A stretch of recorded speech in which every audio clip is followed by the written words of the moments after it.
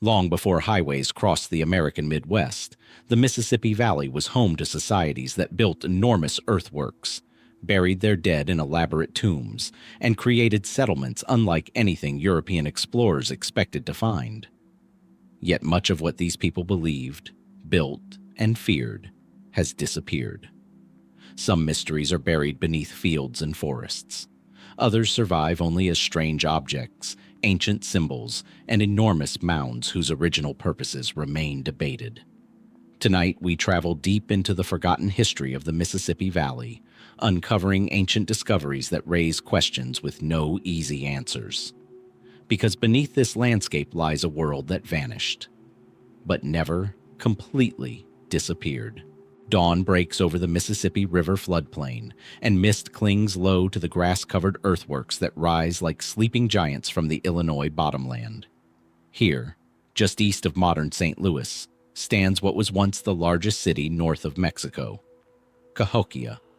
At its height around 1050 AD, tens of thousands of people lived within sight of these mounds, and on its southern edge, dwarfed by the towering Monk's Mound, sits a smaller, ridge-shaped rise that archaeologists simply call Mound 72. It does not look like much, 69 feet wide, 140 feet long, barely 6 feet high. But beneath its surface lies one of the most perplexing burial sites in North American archaeology. When excavations began in the 1960s, researchers expected a modest find. What they uncovered instead raised questions that remain unanswered today. At the heart of the mound lay a man, later dubbed the Beaded Birdman, laid upon a bed of more than 20,000 shell beads arranged in the shape of a falcon, its wings and head stretching beneath his body. Nearby lay another man, face to face with him, as though placed in silent conversation across the centuries. Who were they? Rulers? Priests? The bead falcon suggests someone of extraordinary status, but no inscriptions, no written record survived to tell us his name, or why a bird of prey was chosen as his eternal shroud. Then the mound reveals its darker chapters. Not far from the central burial, excavators found a mass grave containing the remains of over 50 young women, most between 15 and 25 years old, arranged in 2 neat layers. Why only women? Why this age range, so narrow it seems deliberate? Were they chosen, volunteered, taken? Elsewhere in the mound, a pit held the remains of nearly 40 men and women, their bodies showing signs of violent death, some seemingly buried alive, arms outstretched as if reaching upward in a final, futile motion. Analysis of bone chemistry later suggested many of these individuals were not local to Cahokia at all, but had come from distant communities, some possibly hundreds of miles away. Captives, emissaries, tribute? Mainstream archaeology offers an explanation grounded in what we know of ranked chiefdom societies. This was likely retainer sacrifice, a practice in which high-status individuals were accompanied in death by servants, companions, or captives meant to serve them in the next world. Similar practices appear across the ancient world, from Egypt to the Shang dynasty of China. Under this reading, Mound 72 becomes a monument to power, a display of how far a ruling elite's authority extended, even over life and death itself. But the mound resists easy closure. Some researchers have pointed to astronomical alignments in the mound's construction, suggesting its builders oriented these burials to solstice sunrises and lunar cycles, evidence perhaps of a cosmology far more intricate than we credit. Others have wondered whether the staggered construction phases, built up over decades, indicate a series of distinct ritual events rather than one grand plan, a pattern still not fully understood. And on the fringes of discourse, some ask whether such coordinated large-scale sacrifice hints at social control mechanisms we don't yet have a full model for. Questions that remain speculative, unproven, but not entirely dismissed by every scholar who has walked this ground. What we know for certain is thin compared to what we don't. Cahokia left no written language, no first-person account of what happened here, no name for the birdman or the women beside him. Only bones, beads, and the quiet architecture of Earth remain. Standing atop Mound 72 today, the wind moving through the tall grass, one is left with a simple, unresolved question. What really happened here? And what else might still lie beneath? Follow the river north now, past the bluffs and the burial mounds we have already walked among, past the places where the water slows and gathers silt into new land each spring. Follow it until the valley widens into a broad floodplain across from the confluence of three great rivers, the Mississippi, the Missouri, the Illinois, a place the French would later call the American Bottom. Stand here in what is now southern Illinois, just east of St. Louis, and look up. Rising out of the flat farmland before you is an earthen mountain, 100 feet high, its base larger than the Great Pyramid of Giza. This is Monk's Mound, and it is only the largest of what was once over 120 mounds spread across 6 square miles, the heart of a city called Cahokia. At its peak, around 1100 AD, Cahokia was the largest city north of Mexico. Estimates of its population range from 10,000 to as many as 20,000 people, a number London would not reach for another century. It had planned neighborhoods, a central plaza larger than 35 football fields, and a massive wooden circle of posts that archaeologists now call Woodhenge, aligned with the solstices with a precision that still surprises those who study it. Cahokia was not a village. It was a metropolis, a capital, the center of a civilization whose name for itself we do not even know. Cahokia comes from a much later tribe that had no direct connection to the mound builders themselves. And then, within roughly 200 years, it emptied. By 1350 AD, Cahokia was largely abandoned. By 1400 it was, for all practical purposes, gone. Its plazas overgrown, its mounds left to erosion, its people scattered or vanished from the historical record. When French explorers arrived in the 17th century, they found only the earthworks, silent and unexplained, inhabited by no one who could tell them who had built them or why they had left. For a long time, European settlers refused to believe native peoples had built the mounds at all. Surely, they reasoned, it must have been a lost race of giants, or wandering Israelites, or refugees from Atlantis. That theory, the so-called mound builder myth, took nearly a century of archaeology to fully dismantle. But dismantling the myth of who built Cahokia did not answer the harder question. It only sharpened it. Why did they leave? The mainstream explanations are reasonable, and there is real evidence behind each of them. Some researchers point to ecological exhaustion. A city of this size would have required enormous quantities of timber for construction and firewood, and pollen records suggest widespread deforestation in the surrounding uplands, which may have led to flooding, erosion, and depleted soil. Others point to climate. Tree ring data reveals a series of droughts beginning in the 1200s, part of a broader pattern of climatic instability that affected societies across North America during this period. A city that had grown dependent on maize agriculture to feed tens of thousands would have been acutely vulnerable to a string of failed harvests. There is also evidence, more troubling, of internal conflict. A massive defensive wall, a bastioned stockade nearly 2 miles long, rebuilt at least 4 times, once encircled the central district. Why would the people of Cahokia need to wall themselves in, unless the threat came not from outside, but from within? Archaeologists have also uncovered mass burials at Mound 72, including one pit containing the remains of over 50 young women, apparently sacrificed, and another showing evidence of individuals bound and buried alive. What does it mean that a society capable of building on this scale was also, it seems, capable of this? These are the explanations that fit within the frame of known history. Drought, deforestation, social unrest, the slow unraveling of a civilization that had simply grown too large for its environment to sustain. And yet, even taken together, they leave gaps. The abandonment appears to have happened with a completeness that pure decline does not usually produce. Cities weakened by famine or war tend to shrink unevenly, in fits and starts, leaving pockets of habitation behind for generations.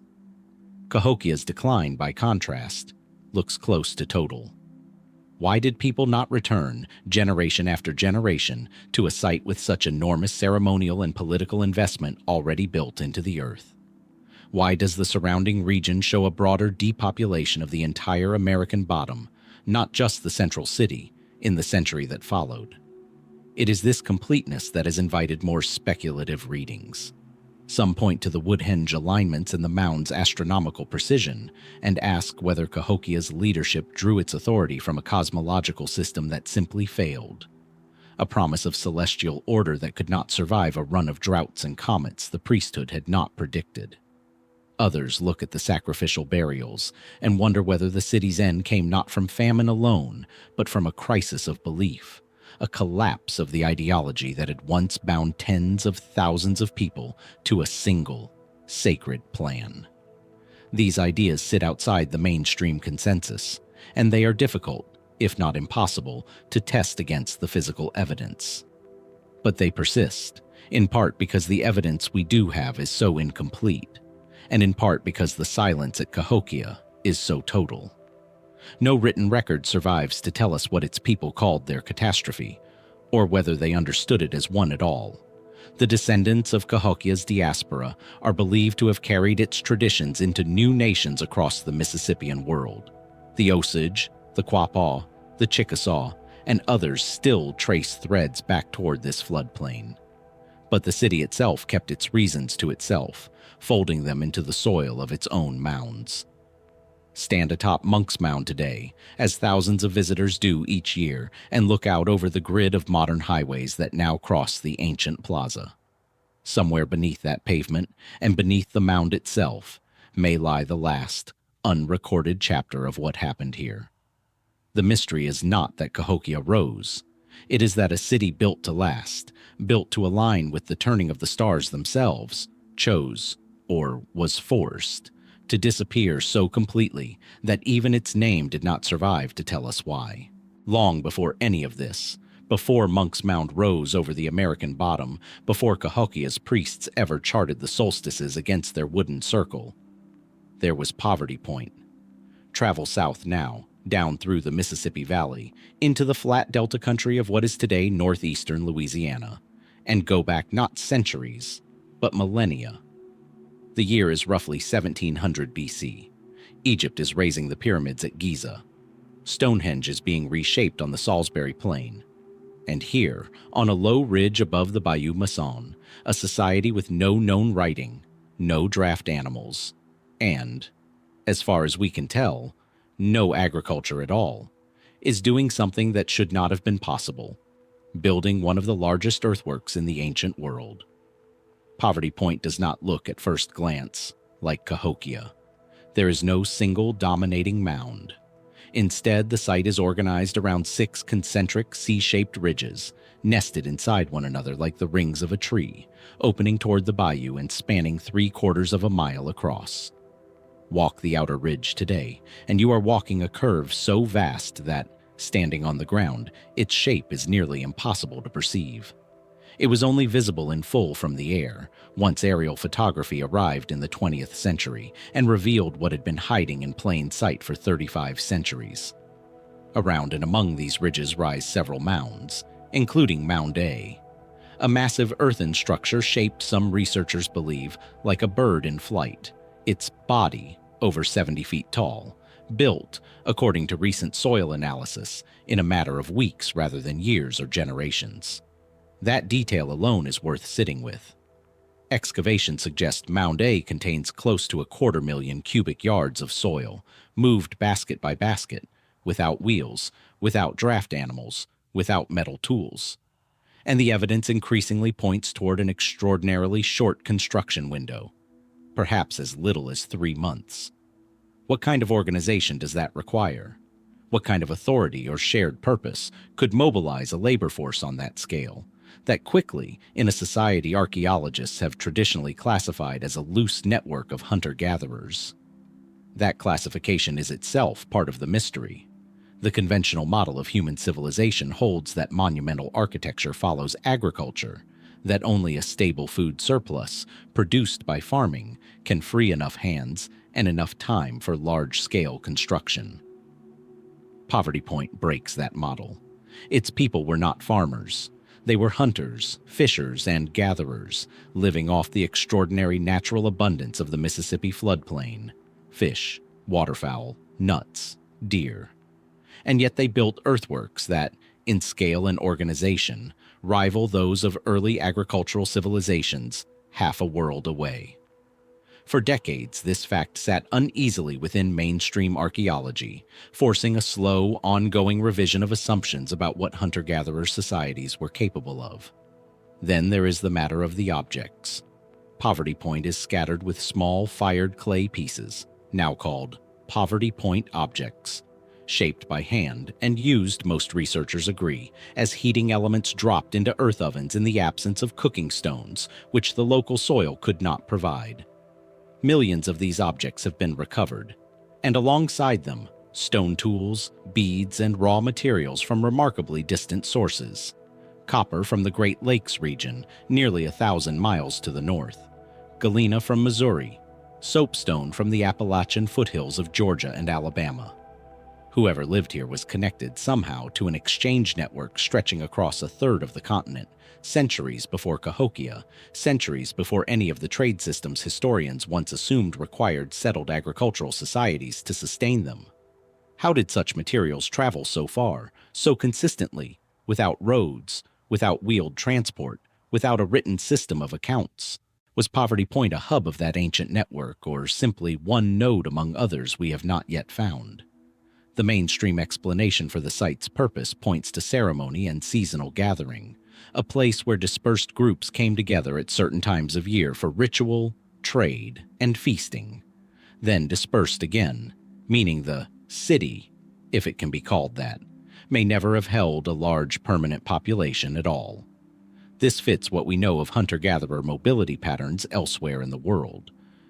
But it does not fully explain the astronomical alignments that some researchers have identified in the ridges and mounds, orientations that may correspond to solstices or to the rising points of certain stars, echoes of the same celestial precision we would later find, mysteriously, at Cahokia and beyond.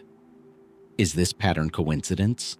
Or does it suggest a much older shared tradition of sky-watching stretching across the entire Mississippi Valley, passed down through 2,000 years of societies that otherwise appear to have had no direct contact? And there remains the deepest question. Why, after some 6 centuries of activity, did Poverty Point fall silent? By around 1100 BC, construction had ceased. The great trade networks contracted. The site was not violently destroyed, as far as the evidence shows. No burn layers, no signs of warfare. It simply appears to have been let go, gradually, the way a held breath is finally released. Was it environmental change, a shifting river course, a resource base that could no longer support the gatherings? Or something else? A purpose fulfilled, a belief that faded, a generation that simply stopped coming back? The ridges remain today, quiet beneath the pines and the pasture grass of what is now a UNESCO World Heritage Site, still holding a shape that no one on the ground could ever fully see. We can measure the earth they moved. We can trace the materials they gathered from 1,000 miles away. What we cannot yet say, with any certainty, is what they believed they were building, or what it meant to them to finally walk away from it. That copper from the Great Lakes, that galena from Missouri, carried across 1,000 miles of forest and river without wheel or written record. Follow it forward now, not through time this time, but through the hands it must have passed through, generation after generation, trader to trader, until it comes to rest almost 2,000 years later at a bend of the Arkansas River in eastern Oklahoma. Here, at a place called Spiro, that same restless network of ancient exchange reappears. Only now it has left behind something far stranger than raw ore and stone. Craig Mound rises modestly from the floodplain, unassuming compared to the scale of Cahokia or the sweep of Poverty Point. It would be easy to walk past it, and in 1935, a group of local men very nearly did the opposite.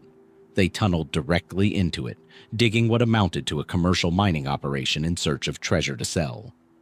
What they found, before archaeologists could intervene and stop the looting, was one of the richest caches of pre-Columbian art and ceremonial objects ever recovered in North America, and, in the same breath, one of its greatest losses.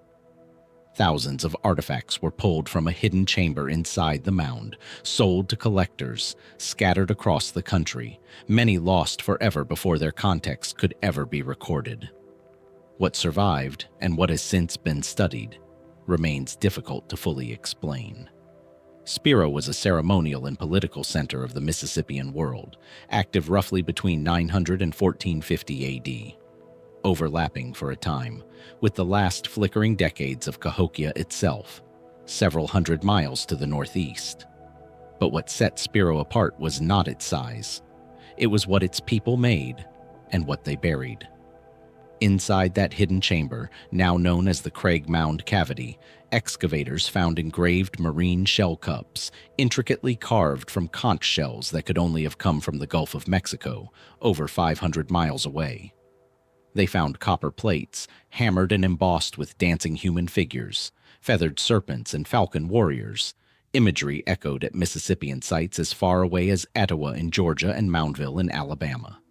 They found finely woven textiles, basketry, and effigy pipes carved with a precision that still puzzles those who study ancient stoneworking. Radiocarbon dating and material analysis suggest that many of these objects were not made at Spiro at all, but gathered there, sometimes centuries after their creation, as though the mound itself were less a tomb than an archive, a deliberate collection of the sacred and the ancient, drawn from across a vast and interconnected world.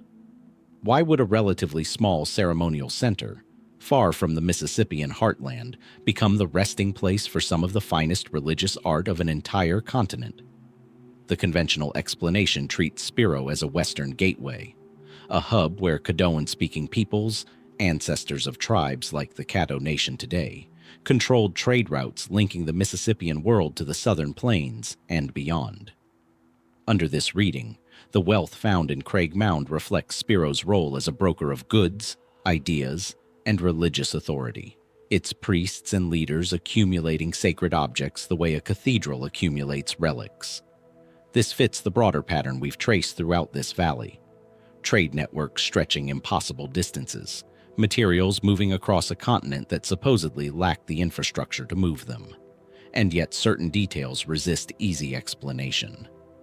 Some of the shell engravings depict what scholars call the birdman or falcon warrior motif, a masked, winged human figure, weapon in hand, appearing with such consistent iconography across sites thousands of miles apart that researchers have proposed a shared religious tradition now known as the Southeastern Ceremonial Complex, sometimes less formally called the Southern Cult. What was this belief system? Who were its founders? No written liturgy survives to tell us what these figures meant to the people who carved them, only the images themselves, repeating with an internal logic we can trace but not fully translate. Were these mythic ancestors, warrior priests bridging the human and spirit worlds, something closer to a shared eschatology binding the Mississippian world together in its final centuries? The objects speak in a symbolic language whose grammar we have only partially recovered.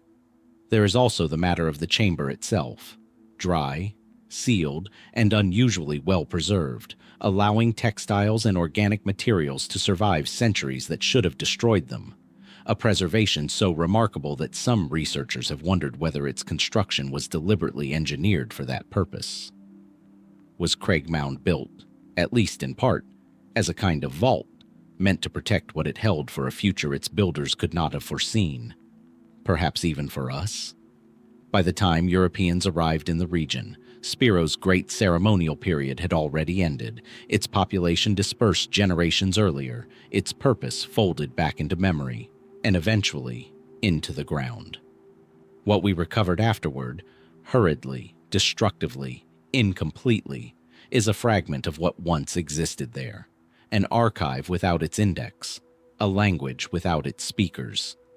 The looted tunnels of Craig Mound have long since been closed, the site now protected and still actively studied. But the questions the 1935 diggers left behind remain wide open. How much of Spiro's meaning was lost in those first careless months, before anyone thought to ask what the objects meant, only what they might be worth? And what, if anything, still lies beneath the parts of this valley we have not yet thought to dig? Follow that unrecovered index north now, far beyond the Mississippian heartland, past the last reach of the great river's main channel and up along one of its tributaries into the glacial lake country of southern Wisconsin. Here, on a low terrace above the Crawfish River, the land seems at first an unlikely place to find an outpost of the Mississippian world at all. This is the northern edge of a civilization's reach, nearly 600 miles north of Cahokia at its peak, in a climate and landscape utterly unlike the floodplains we've walked so far. And yet here, too, the earth has been shaped by human hands into walls, platforms, and a silence that has never been fully explained. The site is called Aztalan today, though that name has nothing to do with the people who built it.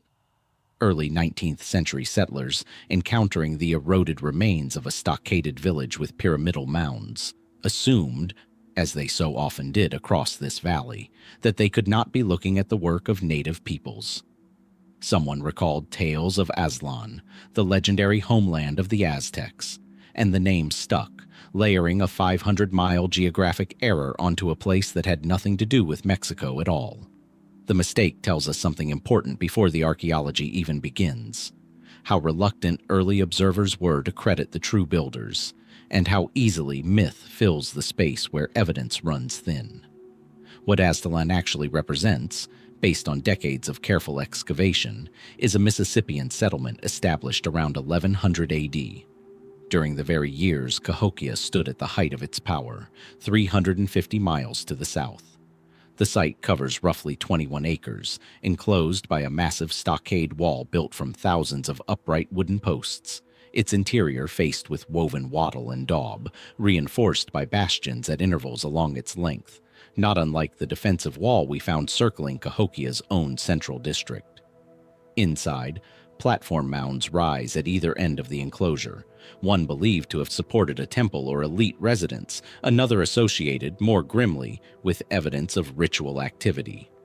Pottery styles, shell-tempered in the Mississippian tradition entirely foreign to the local woodland cultures of the region, appear throughout the site, alongside distinctly local ceramic traditions.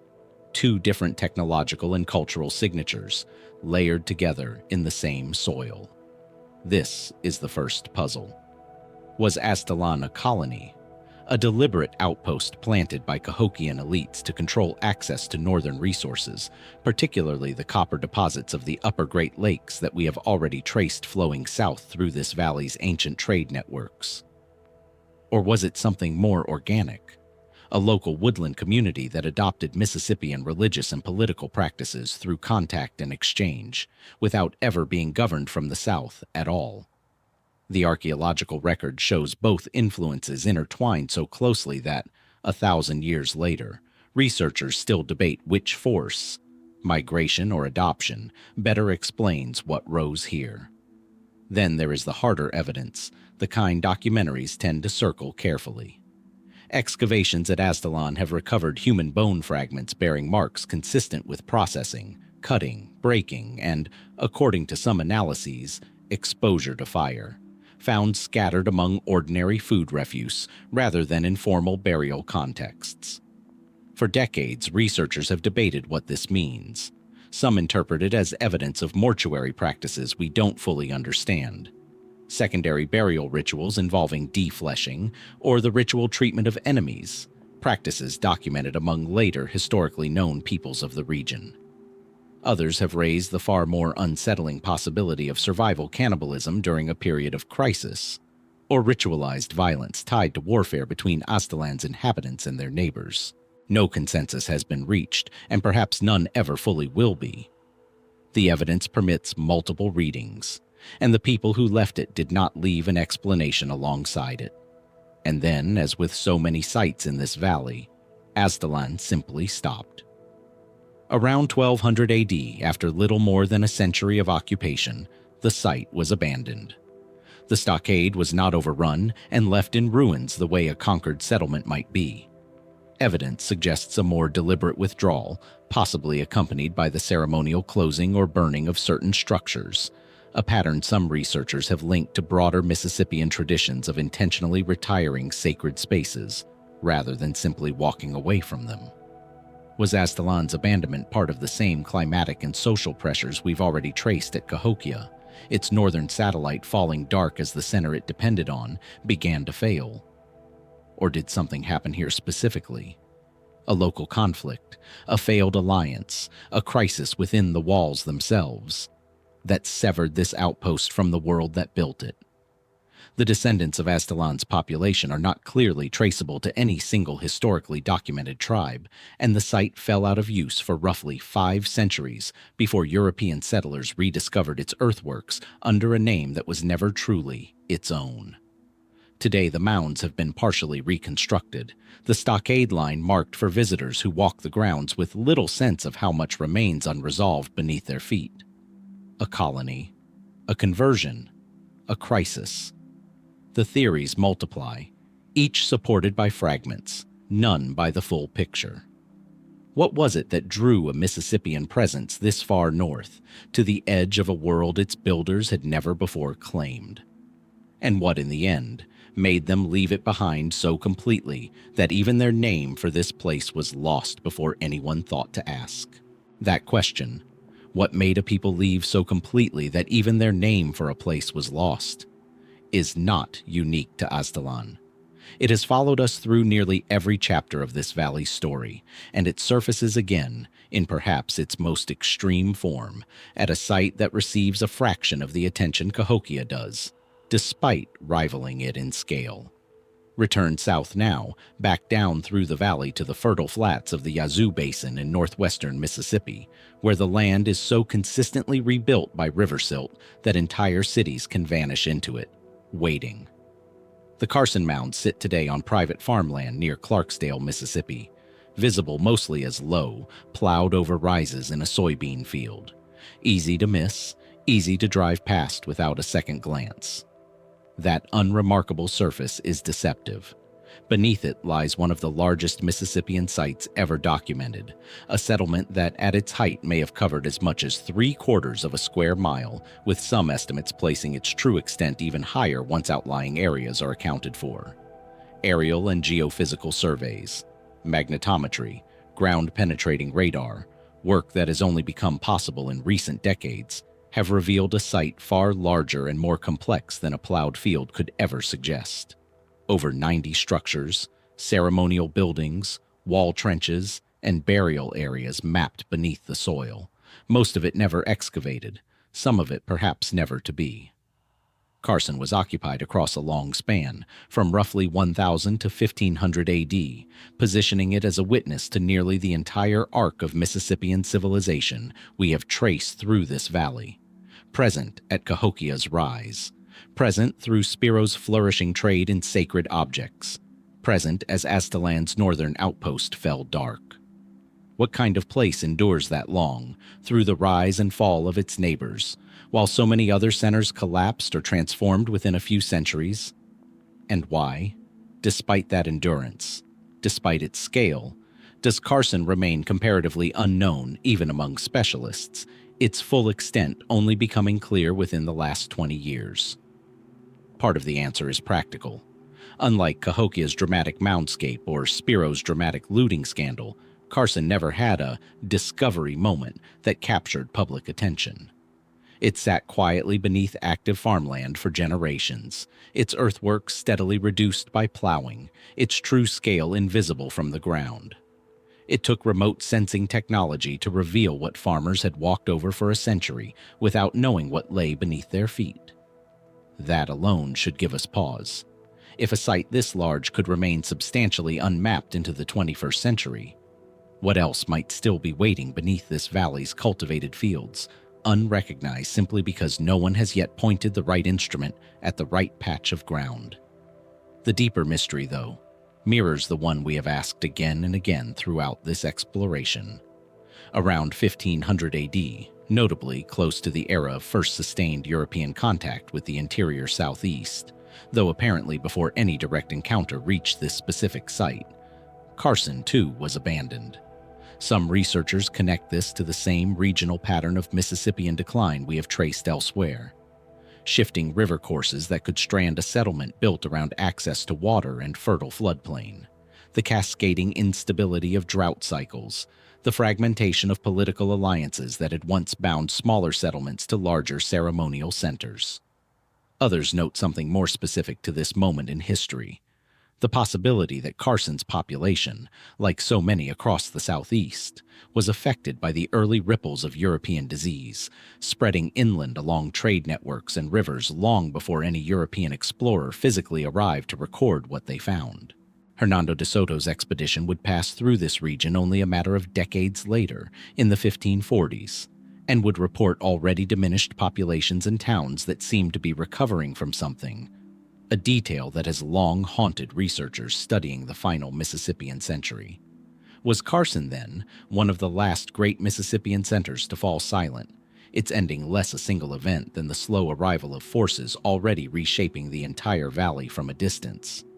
Disease outrunning the explorers who would eventually document its aftermath?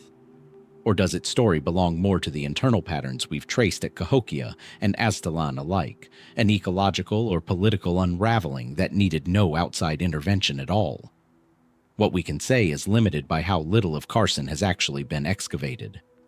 The geophysical surveys give us a skeleton, the outlines of structures, the ghost shapes of walls and plazas buried under generations of topsoil. But skeletons do not speak. They show us where the questions are. They do not answer them. Somewhere beneath that quiet Mississippi farmland may lie the burials, the caches, the everyday debris that could tell us whether Carson's end came suddenly or slowly, from within or from a world already changing beyond its borders. For now, the field stays mostly silent, turned each season by machinery that has no reason to pause over what lies beneath it. The mounds that once marked Carson's skyline have been worn down by a century of plowing into gentle, unremarkable swells in the land. And the same question that has followed us since Cahokia follows us here again, only quieter this time, half buried, waiting for someone to ask it with the right instruments in hand. What exactly made this place go still? Picture for a moment the sound of a hoe striking clay 1,000 years ago, the rhythmic, patient labor of hands shaping wet earth into a wall meant to outlast a lifetime. Now let that sound fade into wind moving across grass, the modern quiet of a state park in southern Indiana, where children fly kites along the crest of a mound that was once the foundation of an entire town's authority. This is Angel Mounds, on the northern bank of the Ohio River near present-day Evansville, Indiana. And the silence here is, in its own way, as loud as anything we have encountered so far in this valley. Angel Mounds was a substantial Mississippian town, occupied from roughly 1000 to 1450 A.D., built around a central plaza flanked by at least 11 earthen mounds, the largest of which, Mound A, rises nearly 44 feet, comparable in scale to the great platform mounds we have already stood atop at Cahokia, though on a more contained footprint. The entire settlement at its peak spanned around 103 acres, enclosed by a bastioned stockade wall reinforced with a distinctive wattle and daub construction, its clay surface baked and hardened in some sections by fires that swept through the wall itself. Whether from accidental burning, deliberate construction technique, or something more violent remains debated. Excavations here, ongoing since the 1930s under the direction of archaeologist Glenn Black and continuing through the University of Indiana's research programs today, have made Angel one of the most thoroughly studied Mississippian sites in existence. And still, the fundamental question of who these people were and what became of them resists a clean answer. The town functioned as a regional center, a hub of political and ceremonial authority for smaller satellite communities scattered along this stretch of the Ohio River Valley, much as Cahokia anchored its own network of dependent settlements to the south. Its residents built houses in an organized, planned layout, cultivated maize, beans, and squash in the surrounding floodplain, and maintained trade connections reaching outward across the Mississippian world, evidenced by shell ornaments, exotic stone, and ceramic styles echoing traditions found hundreds of miles away. In nearly every respect, Angel Mounds reads as a smaller northern cousin to the great Mississippian centers we have already explored, connected by the same river system, the same architectural language, the same religious symbolism. But here is where the site begins to diverge from easy explanation. Unlike many Mississippian towns, which show gradual decline stretched across generations, evidence at Angel Mounds points to something closer to a relatively swift cessation of activity sometime around 1450 AD, construction stopping, the population dispersing, the site essentially emptying within a period archaeologists still struggle to narrow down with confidence. No clear evidence of large-scale warfare has been found within the settlement itself. No mass graves comparable to what we uncovered at Cahokia's Mound 72. No widespread burn layer suggesting the town was destroyed by an enemy. And yet the abandonment appears, by the standards of the surrounding evidence, abrupt. What happened in those final years? The mainstream explanation again returns to the pattern we have traced valley-wide, the so-called Little Ice Age beginning to settle over North America in the 15th century, shortening growing seasons and straining a food system built around reliable maize harvests. The cumulative pressure of a changing climate meeting a society whose population density left little margin for repeated failure. Some researchers point to evidence of increasing regional competition for arable land along the Ohio Valley during this period, raising the possibility that Angel's population dispersed not from catastrophe, but from a strategic redistribution. Smaller, more mobile groups, better suited to an increasingly unpredictable environment than one large, centralized town. And yet certain details continue to invite speculation beyond that tidy narrative. Skeletal remains recovered from the site show signs, in a portion of the population, of nutritional stress and disease consistent with the pressures of urban crowding, a pattern seen at other large Mississippian centers as their populations concentrated faster than their agricultural systems could reliably support. Does this suggest Angel's end came from a slower unraveling than the archaeological signature of abandonment implies? A town hollowed out gradually from within, its final emptying merely the last visible stage of a much longer decline? Or does the relative swiftness of that final dispersal point instead to a single triggering event we have not yet identified in the physical record? A catastrophic flood, an epidemic outbreak, a political rupture severing the town from the network of authority that had sustained it. Unlike Cahokia, whose diaspora is at least loosely connected to later historical tribes through oral tradition and linguistic reconstruction, the descendants of Angel Mounds' population are not confidently traceable to any single documented native nation encountered by later European explorers. The thread simply goes quiet.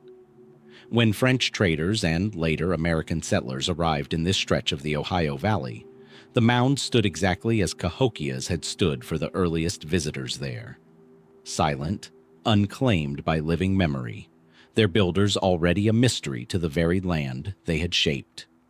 Today, Angel Mounds is preserved as a state historic site, its central plaza mowed and open, its largest mound climbed by thousands of visitors each year who stand where a town's leadership once stood, looking out over a landscape that gave no obvious sign of the crisis, if crisis it was, that emptied it.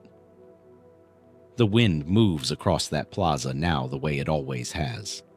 What it does not carry is an answer, only the same open question this valley keeps asking in town after town, mound after mound. Not simply why they left, but what, in that final season, made leaving feel like the only choice left to make. Every mystery in this valley so far has asked us to explain an absence, a people who vanished, a city that emptied, a name that was lost. But before we go further, it is worth pausing to ask a different kind of question. What happens when the mystery is not what happened to a place, but what happened when we first tried to understand it?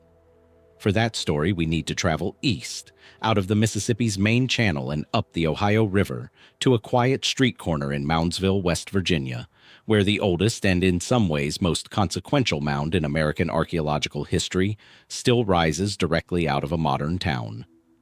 Grave Creek Mound stands nearly 70 feet tall and measures some 240 feet across its base, making it one of the largest conical burial mounds ever built in North America. It was raised not by the Mississippian peoples we have followed through Cahokia and Angel Mounds, but centuries earlier by the Nodena culture, a woodland period society that flourished in the Ohio Valley roughly between 500 BC and 100 AD. Construction here appears to have taken place in stages across several generations, layer built upon layer, the mound growing taller as successive burials were added to its interior, a practice that suggests something more than utilitarian disposal. A monument deliberately, patiently accumulated, as if each generation understood itself to be adding to something that would outlast them all. That much is well established. What makes Grave Creek significant to the story of this valley is not only what lies inside it, but what happened when it was first opened. In 1838, a local landowner directed an excavation into the mound, driving a horizontal shaft toward its base and eventually a vertical shaft down from its summit. What they found at the base was a vault containing multiple burials, along with more than 3,000 ornamental shell beads, copper bracelets, and other artifacts consistent with what we now recognize as typical, if impressive, Adena mortuary practice. But they also reported finding something else, a small, flat, engraved sandstone disc, roughly inscribed with a series of symbols no one present could read. That object, now known as the Grave Creek Stone, became one of the most controversial artifacts in the history of American archaeology. 19th century observers, eager to connect these earthworks to Old World civilizations rather than to the native peoples who built them, seized on the stone as apparent proof of ancient transatlantic contact. Various interpretations over the following decades claim the inscription resembled ancient Iberian, Phoenician, or even runic script, claims that fed directly into the same mound builder myth we encountered back at Cahokia, the persistent refusal to credit indigenous societies with their own monumental achievements. Modern scholarship has thoroughly rejected these translations, and many researchers today question whether the stone itself was ever a genuine Adena artifact at all, rather than a later addition, intentional or accidental, introduced sometime during the excavation or its aftermath. The original stone has since been lost, known to us now only through drawings and casts made in the 19th century, meaning the very object at the center of the controversy can no longer be directly re-examined with modern analytical tools. This raises an uncomfortable question that sits at the heart of so much fringe theorizing about the ancient Mississippi Valley. How much of what we think we know about these controversies rests on evidence that no longer exists in a form we can verify? The Grave Creek stone cannot be carbon dated. Its mineral composition cannot be matched against known regional sources. Its markings cannot be re-examined for tool marks that might reveal whether they were carved with period-appropriate stone implements or something else entirely. It survives only as a shadow of itself, a controversy preserved in sketches, argued over by people who could not agree on what they were looking at, even when the object was still in hand. And yet, setting the stone aside, the mound itself continues to raise its own quieter questions.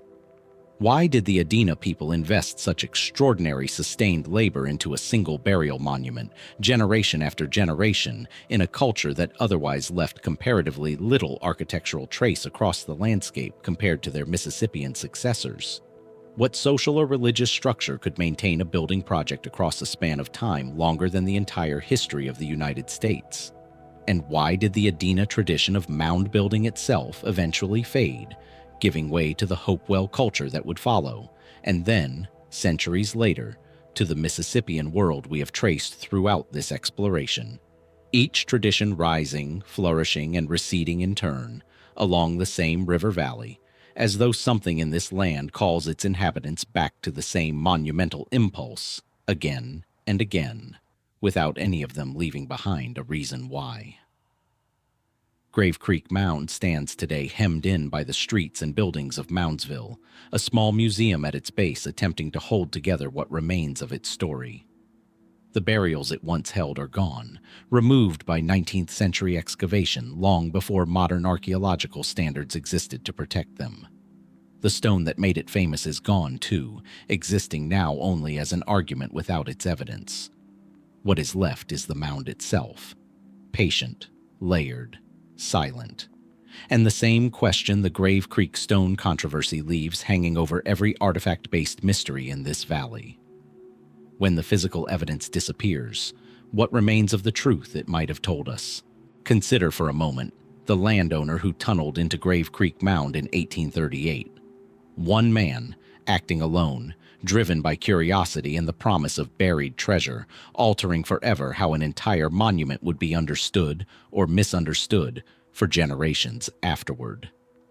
It is worth remembering how much of what we know about this valley's ancient past has depended on individuals like him, sometimes careful, sometimes careless, sometimes right for the wrong reasons. Nearly a century later, another figure would take up that same restless curiosity, this time turning it toward a stretch of bottomland where the Ohio River bends near the meeting point of Illinois, Kentucky, and Indiana. His name was Fay Cooper Cole, and the site he would spend years excavating, beginning in the 1930s, was Kincaid Mounds. Kincaid sits today in a quiet corner of southern Illinois, its earthworks rising from farmland along the Ohio River, roughly 80 miles downstream from where Angel Mounds keeps its own silence on the opposite bank. At its height between roughly 1050 and 1400 AD, Kincaid was a major Mississippian center, one of the largest in the entire lower Ohio Valley, its central precinct enclosing around 105 acres, anchored by at least 19 mounds, the largest of which, Mound 1, reaches over 30 feet in height and once supported a substantial structure at its summit. Cole's excavations here, conducted under the University of Chicago, were groundbreaking in their methodology for the era. Among the first large-scale, systematically documented digs of a Mississippian town in North America, establishing techniques that would shape how archaeologists approach sites like it for decades afterward. And yet, for all that careful documentation, Kincaid has kept a great deal of itself hidden, not through destruction or looting, as at Spiro, but simply through scale. Only a fraction of the site has ever been excavated. Geophysical surveys conducted in more recent decades, using the same remote sensing technology that revealed the true extent of Carson Mounds in Mississippi, have shown that Kincaid's occupied area extends far beyond what early excavators mapped, with evidence of additional structures, plazas, and possibly outlying settlements stretching across the surrounding floodplain, most of it still resting undisturbed beneath cultivated fields. How much of Kincaid's story, then, has ever actually been told? And how much continues to be written by absence, by the shape of what has not yet been dug, rather than by what has? What we do know suggests a town whose regional relationships stretched in ways that raise their own questions. Ceramic and stylistic evidence points to Kincaid maintaining connections both with the great Mississippian centers to the south and with Caddoan and other traditions further west. Echoes of the same exchange networks we traced from Spiro's shell engravings and the copper that once traveled from the Great Lakes through Poverty Point. But Kincaid also developed distinctive local pottery traditions and iconography not fully replicated elsewhere, suggesting a community that was neither simply a colony of a larger power nor entirely isolated, something closer to its own regional capital, absorbing influence while generating a culture recognizably its own. The site's decline follows a pattern that, by now, this valley has made almost familiar and yet no less puzzling for its repetition. Around 1400 AD, construction and major occupation at Kincaid appear to have ceased, roughly contemporaneous with the broader wave of Mississippian dispersal we have traced at Cahokia, and not long before the final silence that would eventually settle over Angel Mounds and, later still, Carson. Some researchers connect Kincaid's ending to the same climatic pressures reshaping the entire river system during this period, shifting rainfall patterns, an increasingly unpredictable growing season. Others point to evidence of a defensive posture in the site's later years, including a possible stockade line, suggesting rising regional tension may have played a role, whether from resource competition, political fragmentation, or conflict with neighboring polities whose own centers were undergoing similar strain. What makes Kincaid's case distinct is a stranger, more specific puzzle buried within its later stratigraphy. Evidence suggesting a possible resettlement or reoccupation of parts of the site after an apparent initial decline, followed by a second, more final abandonment. Was this a genuine return? Displaced residents or a related group attempting to reclaim a town that still held meaning for them? Or does it reflect a more complicated, staggered unraveling, one town's ending stretched across multiple failed attempts to hold on, rather than a single decisive departure? The evidence does not yet resolve the question, and Cole's early excavation records, remarkable for their time, were not designed to answer it with the precision modern archaeology would require. Much of Kincaid remains quite literally unexplored. Its mounds visible above the soil, its full extent still emerging from beneath it, its second act, if there was one, still only partially understood. Somewhere in that unexcavated ground may lie the clearest answer this valley has yet offered to the question we keep asking, chapter after chapter. Not simply why these places emptied, but whether ending is even the right word for what happened here at all. Or whether some of these towns simply breathed out, and then, for reasons still buried beneath the furrows of a working Illinois field, never breathed back in. A century would pass after Kincaid's second unexplained ending before the story of Mississippian civilization in this valley reached its final, most puzzling chapter. Not in the north, where the great towns fell dark one after another, but far to the south, in a place that would go on to outlast nearly all of them by more than 200 years. Emerald Mound rises from the lowest bluffs of southwestern Mississippi, just off the old trace that would later become the Natchez Trace, not far from the modern city that shares its name with the people who, more than any other Mississippian group, would survive long enough to be met, questioned, and recorded by Europeans in their own words. The mound itself is a striking structure, a massive rectangular platform, roughly 770 feet long and 435 feet wide at its base, rising some 35 feet above the surrounding terrain, making it the second largest Native American mound in the United States, surpassed only by Monk's Mound at Cahokia. But where Monk's Mound was built up in stages of piled earth from a flat plain, Emerald Mound was carved differently. Its builders reshaped a natural hill, truncating its summit and terracing its sides, so that the earthwork and the landscape beneath it became, in effect, a single structure, indistinguishable from the ridge that gave it its shape. Construction here began around 1250 AD, continuing in phases until roughly 1600. A span that places Emerald Mound's active use squarely across the very period when Cahokia had already emptied, when Angel Mounds had gone silent, when Kincaid had risen a second time and fallen again. While the great Mississippian centers to the north were dispersing one by one, this southern site was still being actively shaped, its terraces still being leveled and rebuilt. Two smaller secondary mounds sit atop the main platform summit, and evidence suggests structures once stood there, temples or elite residences overlooking a plaza that would have dominated the surrounding countryside. Why did this particular tradition of monumental earthwork construction persist here, in this specific stretch of the lower Mississippi Valley, for 2, sometimes 3 centuries longer than it did anywhere else along the river we have followed?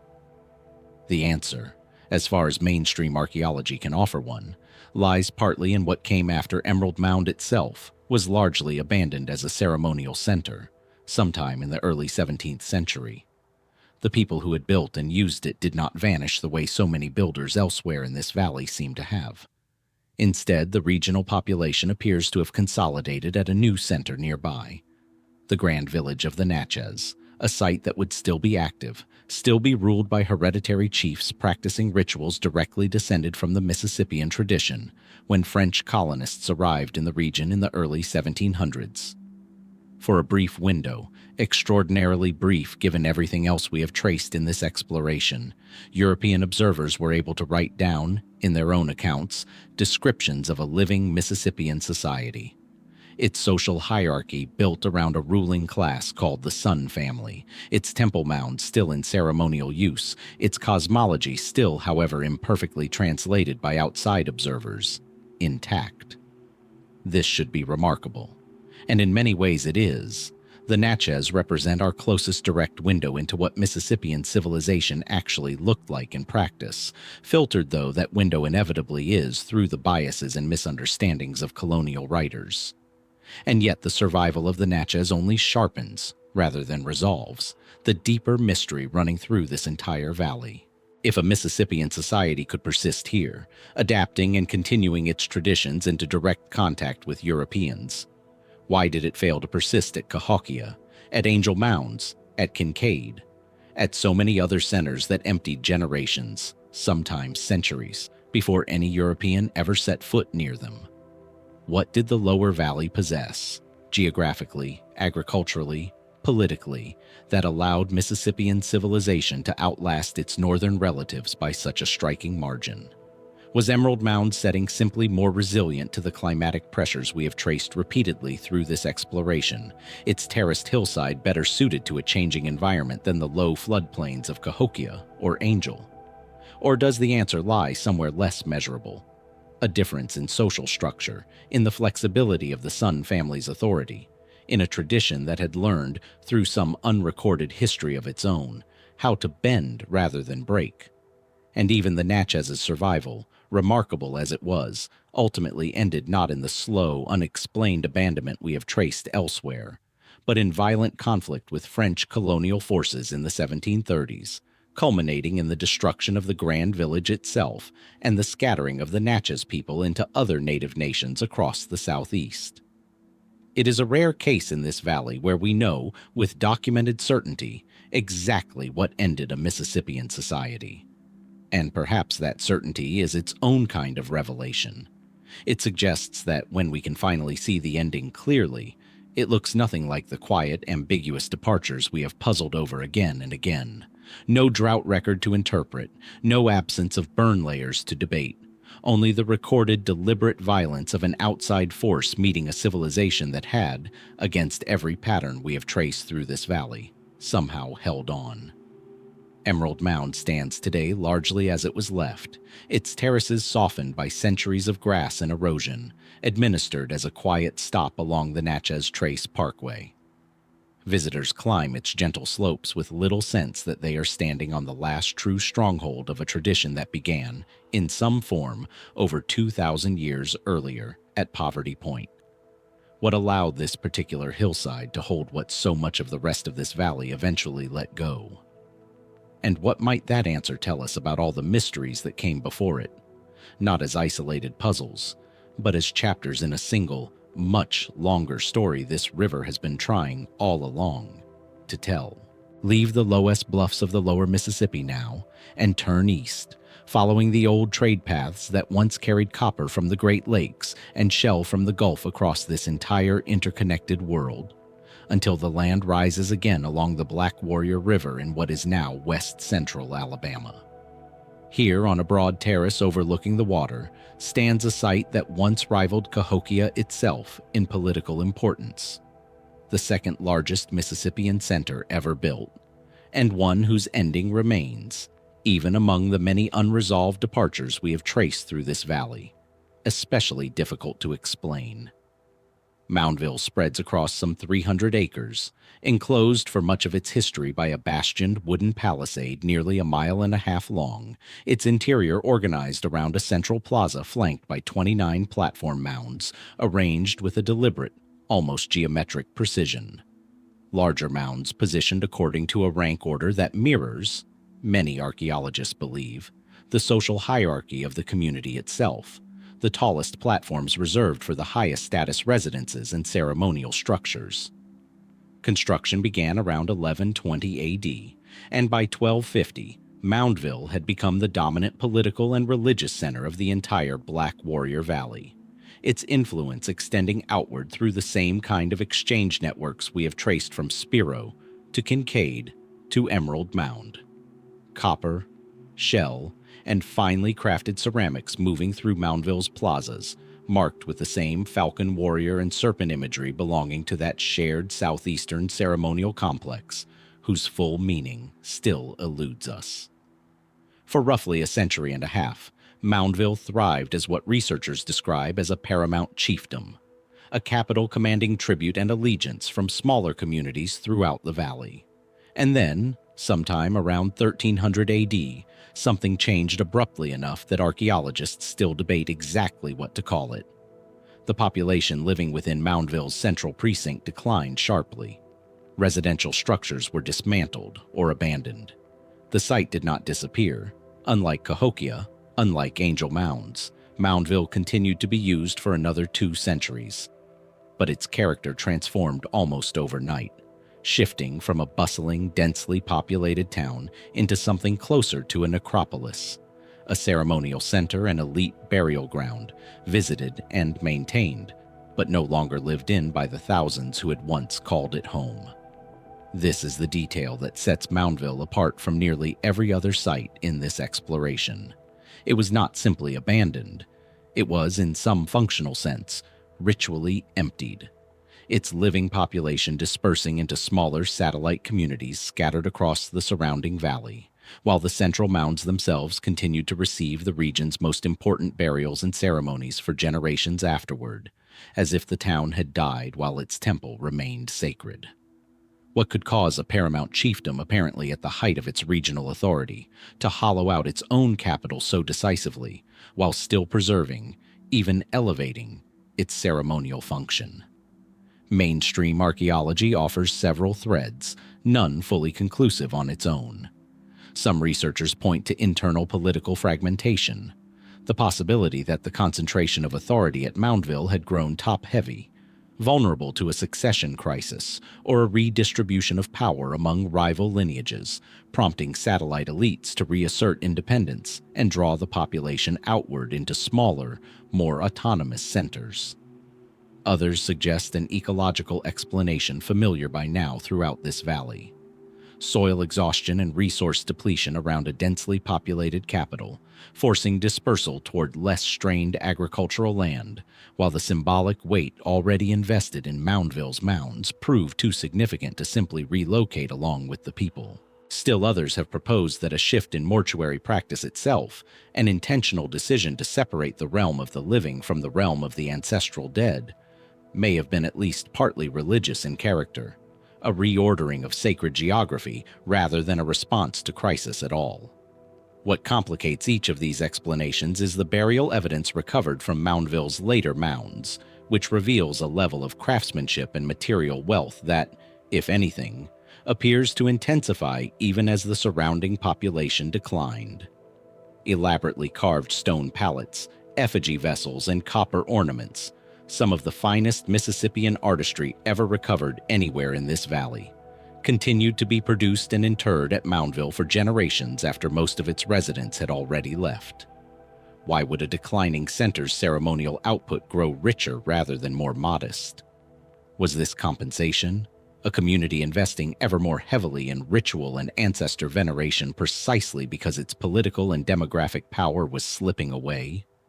Or does it suggest something closer to a deliberate transformation, a chiefdom consciously repositioning its capital as a pilgrimage site, a southeastern equivalent to a holy city, sustained by belief long after it had ceased to be sustained by population?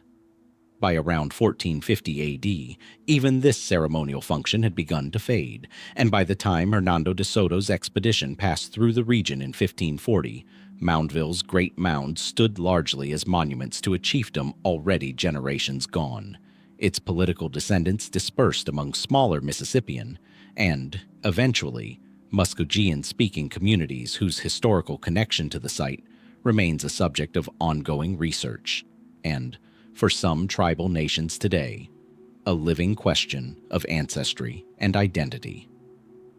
Moundville is preserved now as an archaeological park, its mounds mowed and accessible, a research museum built atop one of its own platforms studying the very civilization that once ruled from that ground. Visitors walk a plaza that was, for a century, one of the most powerful political centers on the continent, and then, for 2 centuries more, something else entirely, populated only by the dead and those who came to honor them. What kind of ending is that precisely? Not a collapse, not quite an abandonment, but a slow, deliberate withdrawal of the living from a place that never stopped being sacred. And if a capital can die while its temple survives, what does that tell us about all the other silences we have walked through in this valley? How many of them, too, might have been not vanishings, but transformations we simply don't yet know how to recognize? Those copper ornaments and falcon warrior effigies we left behind in Moundville's burial mounds, the finest Mississippian artistry this valley produced, did not originate in isolation. Some of the most striking examples of that same iconography, in fact, come from a single site nearly 200 miles to the east in the Etowah River Valley of northwestern Georgia, where the imagery reaches a level of craftsmanship that many researchers consider unmatched anywhere else in the Mississippian world. Etowah rises from the riverbank in three principal mounds, the largest of which, Mound A, climbs 63 feet above the surrounding plaza, one of the tallest Mississippian platform mounds ever constructed east of Cahokia. The site was enclosed for much of its history by a defensive ditch and palisade system, a detail that will become significant. Occupied in phases from roughly 1000 to 1550 AD, Etowah reached its political and artistic height between 1250 and 1375, becoming a paramount center whose elite workshops produced some of the most sophisticated ceremonial objects in the entire southeastern ceremonial complex. Repoussé copper plates depicting the same masked winged falcon warrior figures we encountered at Spiro, engraved shell gorgets, and monumental marble statues. A pair of kneeling effigy figures recovered from Mound C so finely carved that early excavators struggled to believe they had been made without metal tools. Mound C itself has proven to be one of the richest burial contexts ever excavated in the Mississippian world. Its interments layered with copper headdresses, pearl beads by the thousands, and ceremonial regalia marking individuals of extraordinarily high status. Evidence of a ruling elite whose authority was expressed through some of the finest material culture this entire river system ever produced. In nearly every sense, Etowah in its prime looked like a civilization at the height of its powers, comparable to Moundville, connected by trade and shared religious symbolism to Cahokia, Spiro, and the wider Mississippian network we have traced across this valley. And then, sometime around 1375 AD, evidence suggests Etowah suffered a catastrophic event.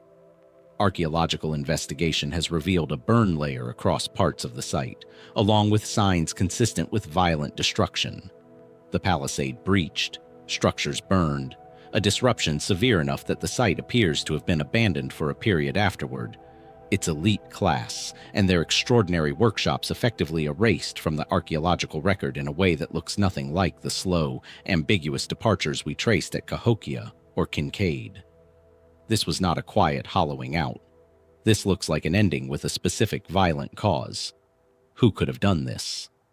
The mainstream explanation points inward to warfare between competing Mississippian chiefdoms, a pattern increasingly well documented across the Southeast during this period as regional powers vied for control of trade routes, tribute networks, and the prestige goods that came with them. The very copper and marble and shell that made Etowah's elite so visibly wealthy may have made it a target as much as a power. Some researchers propose that a rival center, possibly connected to the same network of paramount chiefdoms we've already traced at Moundville, may have launched a decisive strike against Etowah's ruling lineage, aiming to seize or dismantle a rival source of political and religious authority.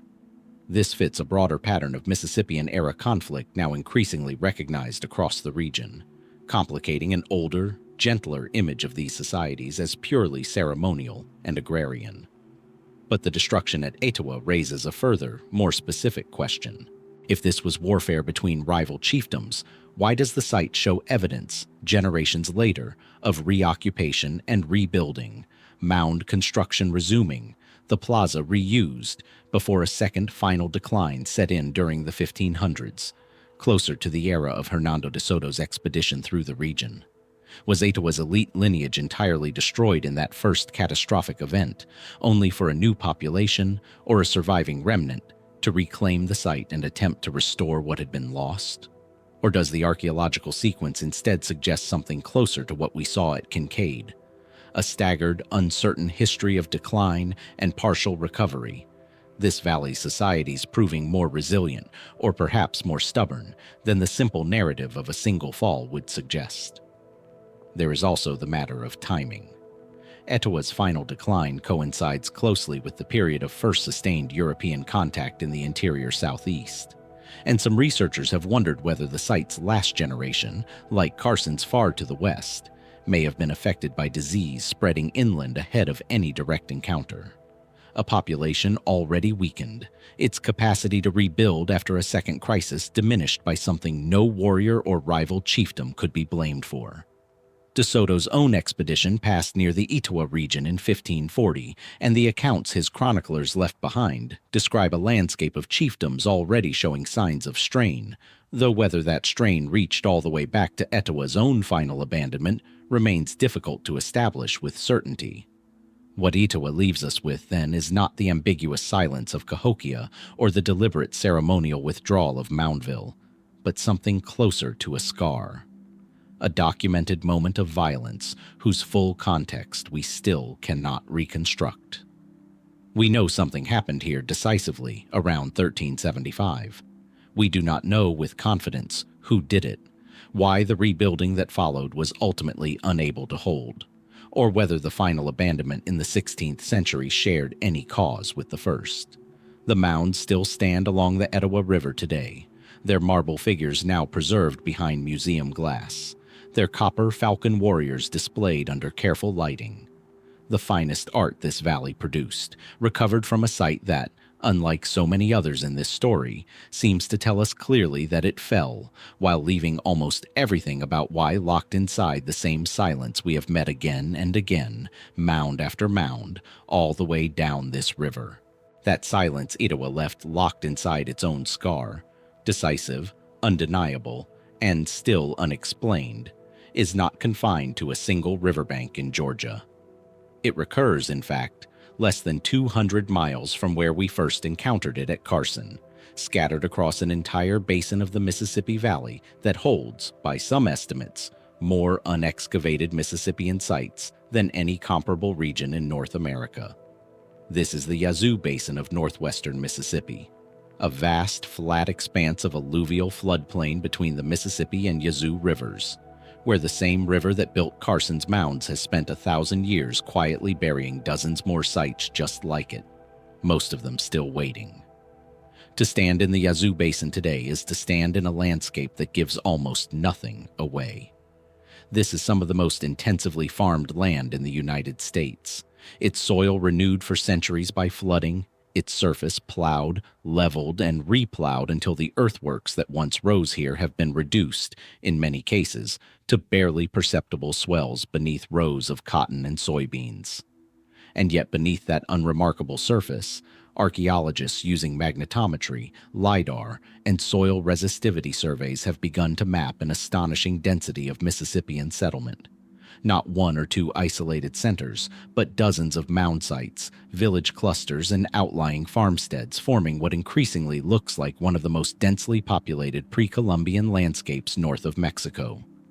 Sites like Lake George, Winterville, and Parchman Place join Carson in a network of towns and ceremonial centers that, taken together, suggest a population far larger and a society far more interconnected than the sparse historical record inherited by early American settlers ever suggested.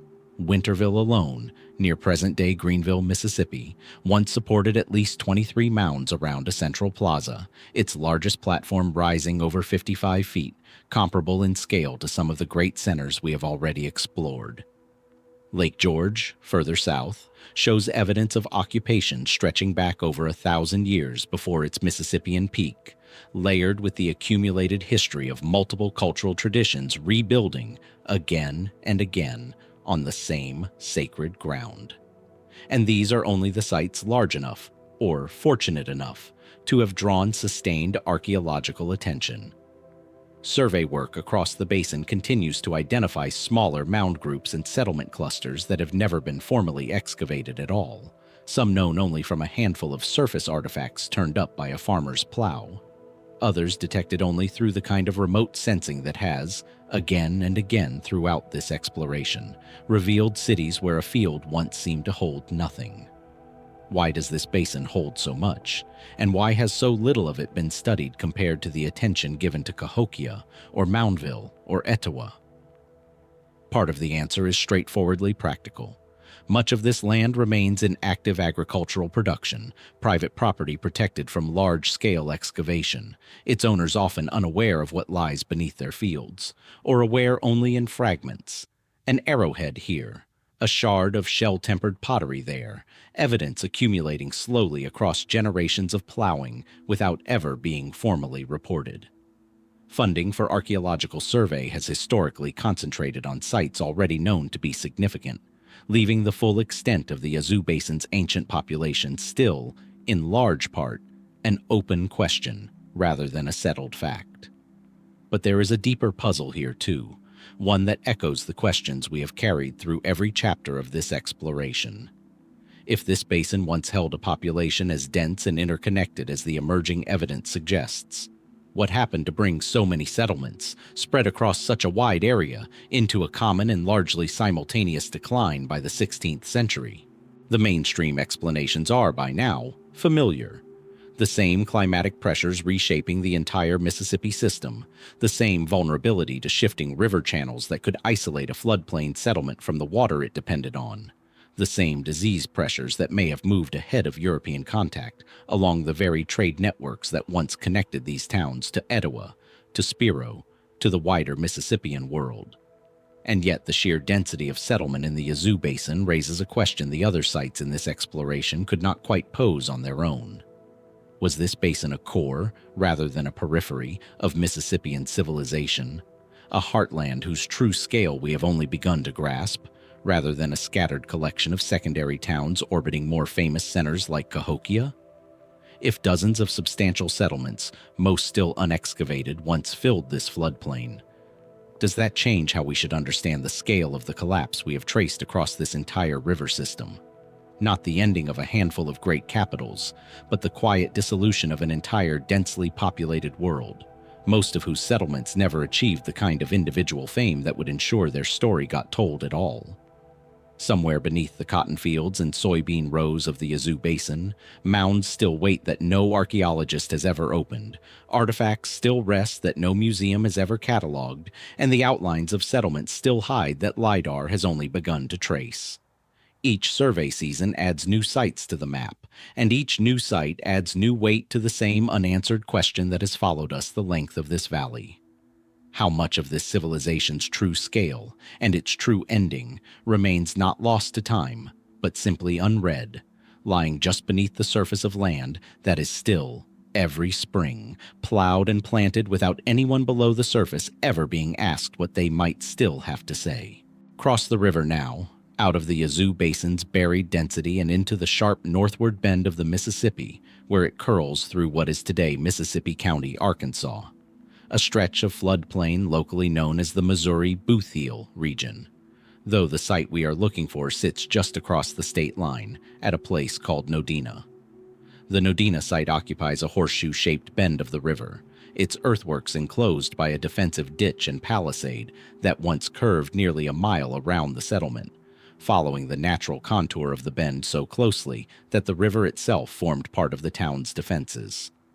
Unlike Cahokia or Moundville, Nodena was never a sprawling regional capital.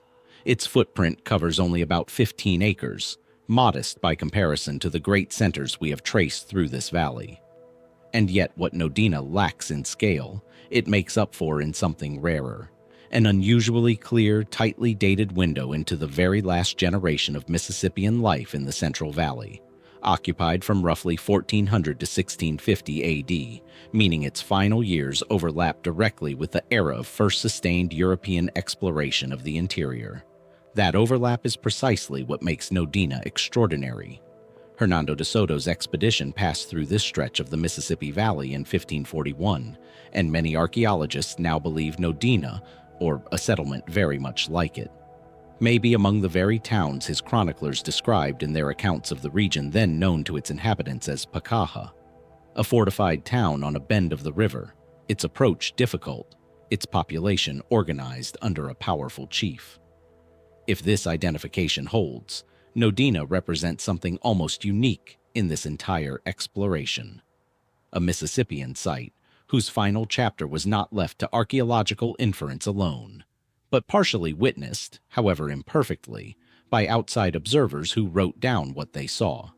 And what they saw, if the identification is correct, was a society already under strain. De Soto's chroniclers described not a civilization at its peak, but one already showing signs of the disruption that would soon overtake the entire Mississippian world. conflict between neighboring chiefdoms, populations that seemed smaller or more fragmented than the scale of their earthworks implied. This detail matters enormously because it offers something we have lacked at nearly every other site in this valley: a documented moment, close enough to Nodena's final years, that lets us glimpse a Mississippian town not as a silent ruin, but as a place still, however briefly, alive and answering to a name. The site's material culture only deepens the intrigue. Nodena is renowned among archaeologists for an extraordinary collection of finely made pottery, particularly a distinctive style of human head effigy vessels and elegant thin-walled bottles that represent some of the finest ceramic artistry produced anywhere in the late Mississippian world. Alongside these, excavators have recovered a small number of remarkable stone artifacts known as Nodena points, finely flaked, willow leaf-shaped projectile points so distinctive in form that the type now bears the site's name across the entire region, found at related settlements throughout the central Mississippi Valley. What does it mean that a town this size, in the very last generation of Mississippian civilization, was producing artistry and craftsmanship of this caliber, even as the wider world around it was, by every account we have, beginning to unravel? Then comes the harder question, the one that separates Nodena from a simple story of continuity. Despite being witnessed, however briefly, by De Soto's expedition, the site's occupation appears to end abruptly sometime around 1650, more than a century after that first European contact, meaning Nodena's people did not vanish in the initial wave of the encounter, but persisted through generations of contact, trade, and, almost certainly, disease exposure before the settlement was finally, completely abandoned. Skeletal evidence from the site shows signs of the demographic stress common across the protohistoric Southeast during this period. The slow, grinding toll of epidemic disease spreading through native populations who had no prior exposure to the pathogens Europeans carried, decades sometimes passing between initial exposure and a community's final collapse. Was Nodena's ending, then, simply the last and most thoroughly documented instance of a pattern that had already emptied Cahokia, Angel Mounds, and Kincaid centuries earlier under different, unrecorded circumstances? Or does its unusually late survival, well over a century past first contact, tell a different story? A community that adapted, resisted, and endured longer than most, only to be worn down gradually rather than struck down suddenly. There is also the matter of what happened to Nodena's people afterward. Some researchers connect the site's population to the historically documented Quapaw, or possibly to groups later absorbed into the Quapaw and other Siouan-speaking nations who occupied the Central Valley by the time sustained American exploration began in the 18th century. But the thread, as with so many sites in this exploration, thins rather than breaks cleanly, the specific lineage between Nodena's last residents and any single historically named tribe remaining a subject of ongoing research rather than settled certainty. Nodena today is preserved largely through its artifact collections, housed and studied at the Hampson Archaeological Museum State Park not far from the original site. Its effigy vessels and willow leaf points offered to visitors as tangible, almost intimate evidence of a people who came closer than almost any other in this valley to being fully seen by history, and were still, in the end, allowed to slip from it. If De Soto's men truly did walk this bend of the river, what did they fail to record that we would give anything to know now? And if a town this well documented can still end in so much uncertainty, what does that suggest about all the silences in this valley we have no chronicle to even partially illuminate? Imagine the sound of French oarsmen counting their strokes against the current in 1698, water slapping against wooden hulls, as an early expedition down the Mississippi passes a bend near what would later become Greenville, Mississippi, and one of the officers aboard glances toward the eastern bank, where a line of earthen mounds rises unexpectedly above the tree line, and reaches, almost without thinking, for pen and paper. That mound line, the one we glimpsed only briefly in passing through the Yazoo Basin, deserves its own long look now, because Winterville may be the clearest single window this valley offers into how large, how organized, and how quietly overlooked its Mississippian world truly was. Winterville rises today just north of Greenville, Mississippi, preserved as a state historic site, its earthworks standing among the most substantial in the entire lower valley.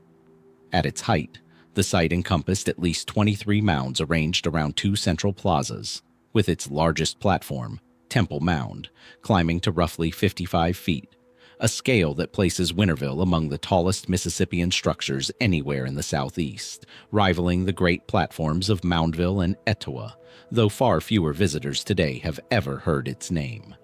Construction and major ceremonial use spanned roughly 1200 to 1450 AD, positioning Winterville as a contemporary of Moundville's transformation from town to necropolis and of Kincaid's uncertain second occupation, part of the same broad wave of Mississippian flourishing that swept the valley in those centuries.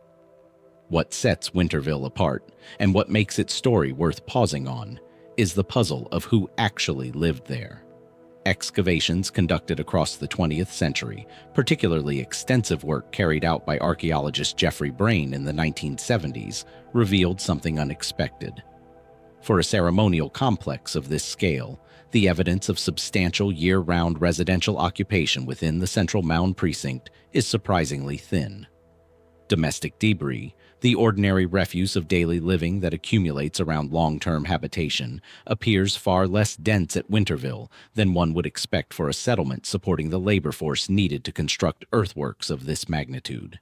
This has led many researchers to conclude that Winterville functioned primarily as a vacant ceremonial center, a place built and maintained not as a populous town, but as a gathering site, visited periodically by a dispersed population living in smaller farming communities scattered across the surrounding floodplain, who converged here for ritual, tribute, and the reaffirmation of political and religious authority, then returned to their scattered homes once the ceremony had concluded. If this interpretation holds, Winterville represents a different model of Mississippian civilization than the one we encountered at Cahokia or Moundville in their populous prime. Closer, in some ways, to what researchers have proposed for Poverty Point millennia earlier, a monumental landscape built and periodically activated by a population that did not permanently live within its walls. How does a labor force scattered across dozens of small independent farmsteads coordinate the sustained, disciplined construction effort required to raise 23 mounds, one of them 55 feet tall, without a resident authority physically present to direct the work day to day? What kind of belief, obligation, or leadership structure could draw people back to this specific bend of river, generation after generation, to keep building on a foundation none of them called home? The pottery recovered from Winterville only deepens this picture of a site that served as a convergence point for a wider world. Ceramic styles here show clear connections both to the broader Mississippian tradition and to distinctive local Coles Creek and Plaquemine influences. Cultural traditions rooted more specifically in the lower Mississippi Valley than the Cahokia-centered Mississippian world to the north. Winterville appears to sit at a genuine cultural boundary, absorbing and blending traditions from multiple directions, its ceremonial complex serving perhaps as neutral or shared ground between populations who might otherwise have remained more culturally distinct. Was Winterville, then, less a capital in the way we might understand Cahokia or Moundville, and more a kind of confluence, a place whose very purpose was to gather difference together under one sacred skyline, rather than to rule over a single unified population from a populated seat of power? And then, around 1450 AD, major mound construction at Winterville ceased, roughly contemporaneous with the broader wave of decline rippling across the Mississippian world we have traced from Cahokia to Kincaid to Moundville's own ceremonial transformation. Some limited activity appears to have continued at the site into the following century, but the great building programs that had defined Winterville for 250 years came to an end, and the site gradually settled into the quiet, half-remembered status it holds today. A place local landowners in the 19th century recognized as significant enough to preserve portions of, even as the true scale of the surrounding Yazoo Basin settlement pattern remained, as we've already seen, almost entirely unmapped for another century after that. If Winterville truly was a vacant ceremonial center rather than a populous town, Its ending poses a distinct version of the question we have asked throughout this exploration. It is not necessarily a story of a population dying off or dispersing from a crowded urban core, the way we might imagine at Angel Mounds or Cahokia. It may instead be the story of a shared ritual obligation gradually loosening its hold. Smaller farming communities across the basin simply, over the span of a few generations, ceasing to return to this particular bend of river, for reasons that may have had less to do with catastrophe and more to do with a slow erosion of the belief, the alliance, or the authority that had once made the gathering feel necessary. What would it take for an entire dispersed population to collectively decide, without any single dramatic event marking the moment, that a sacred meeting place no longer required their presence? And how would such a decision even leave a trace in the archaeological record if the people themselves never stopped living, farming, and raising families nearby? Only stopped, one ceremonial season at a time, coming back to build. Winterville today receives a fraction of the visitors who climb Monk's Mound or walk Moundville's plaza, its 55-foot temple mound rising quietly beside a state highway, largely unknown even to many who live in the surrounding delta towns. Yet if the vacant center theory is correct, it may hold something the more famous sites cannot offer. A portrait not of a single city's death, but of an entire distributed civilization's evolving relationship with its own sacred geography. A relationship that changed, faded, and finally let go, leaving behind 23 mounds as the only remaining record of a covenant whose exact terms and whose ending were never written down at all. Wind the clock back now, far past Winterville's 23 mounds, past even the earliest stirrings of the Mississippian world itself, to a much older layer of this valley's story, one that connects directly back to the very first mystery we explored, deep in the Yazoo Basin's alluvial soil, at a site called Jaketown. Jaketown sits near the town of Belzoni, Mississippi, its earthworks now reduced to a handful of low, cultivated mounds rising gently from cotton fields, easy to overlook, easy to drive past without a second thought.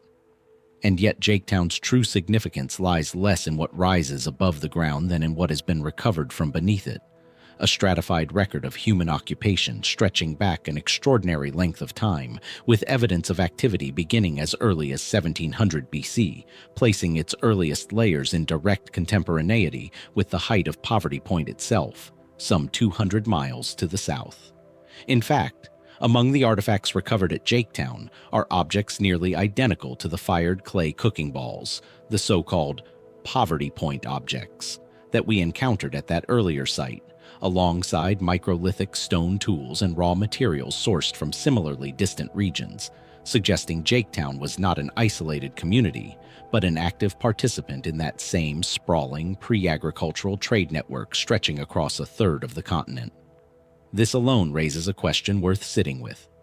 If Poverty Point represented an extraordinary anomaly, a single concentrated burst of monumental construction by a hunter-gatherer society, Jaketown suggests that anomaly was not entirely alone. Was Jaketown a satellite community, deliberately connected to Poverty Point's cultural and economic sphere, exchanging goods and perhaps ideas across those 200 miles of river and floodplain? Or does its independent long-term occupation suggest something more unsettling for our tidy narratives? That the Poverty Point culture, as archaeologists now call it, was never confined to one extraordinary site at all, but represented a broader regional phenomenon whose full extent we have still only begun to map, with other Jaketowns perhaps still waiting undiscovered beneath other quiet delta fields. What makes Jaketown especially remarkable, though, is not simply its early layers, but the sheer duration of the record preserved there. Unlike Poverty Point, whose major activity appears concentrated within a few centuries before it fell largely silent, Jaketown shows evidence of intermittent human presence continuing across an almost unbroken span of more than 3,000 years. From those first Poverty Point objects through subsequent woodland period occupation, and eventually into the Mississippian era itself, with pottery and structural evidence indicating the site remained a place people returned to, generation after generation, long after Poverty Point's own mysterious silence had fallen. Excavations led by archaeologist Philip Phillips in the 1940s and 1950s first revealed this remarkable stratigraphy, and subsequent research has only deepened the picture of a location that seems to have held some enduring significance across cultural traditions that, in most other respects, looked nothing alike. Why would a location hold this kind of gravitational pull across so many centuries and so many distinct cultural periods, when other sites throughout this valley rose, flourished, and were left behind within a matter of generations? Some researchers point to purely practical explanations. Jaketown's position along old channels of the Mississippi and its tributaries would have made it a naturally advantageous location for fishing, trade, and agriculture across any era, a place worth returning to simply because the land itself continued to provide, regardless of who was doing the providing. This is a reasonable, grounded explanation, consistent with everything we understand about how ancient peoples chose where to settle. And yet the persistence of Jaketown as a site of continued significance across cultural transitions that saw language, religion, and technology change almost beyond recognition invites a more speculative question as well. Did successive peoples who settled here understand themselves to be returning to a place already marked as significant by those who came before them, inheriting, in some form, an awareness of the mounds and the layered history beneath their feet, even without a written record to explain what that history meant? Or is the continuity we observe archaeologically simply coincidental, each culture arriving independently at the same practical conclusion about this stretch of land, with no memory or awareness passed between them at all? We have no way to ask the people who lived here what they believed about the ground beneath them, whether they recognized the older, weathered rises in the landscape as the work of ancestors, strangers, or something else entirely. The later Mississippian occupation at Jaketown, dating to roughly 1200 to 1400 AD, positions the site as a smaller participant in the same dense settlement network we traced across the greater Yazoo Basin, likely connected, whether through trade, tribute, or shared ceremonial obligation, to larger centers like Winterville and Lake George not far away. And when this final phase of occupation ended, it did so quietly, without the burn layers of Etowah or the elaborate ceremonial withdrawal of Moundville, simply fading from the archaeological record sometime before European contact reached this specific stretch of the delta, its mounds left to settle slowly into the farmland that surrounds them today. What Jaketown offers this exploration, then, is something distinct from any single dramatic ending. It offers duration itself as the mystery. 3,500 years of intermittent human return to one particular bend of ancient river channel, spanning cultures that built with fired clay balls and cultures that built with fired clay pottery, hunter-gatherers and farmers. The Poverty Point world and the Mississippian world both drawn, across a gulf of 2,000 years, to the same patch of ground. Every other site in this valley has asked us why people eventually stopped coming. Jaketown asks the opposite question, and perhaps the harder one. What was it about this place that made so many different peoples, separated by millennia and by ways of life we can barely reconcile with one another, keep coming back? Philip Phillips, the archaeologist whose careful excavations first revealed Jaketown's 3,000-year stratigraphy, did not stop at that one site. In the 1950s, working alongside James Ford and James Griffin, Phillips turned his attention to a larger, more complex mound complex some 30 miles to the southeast, on the banks of an old, oxbow-shaped remnant of the Mississippi's ancient course.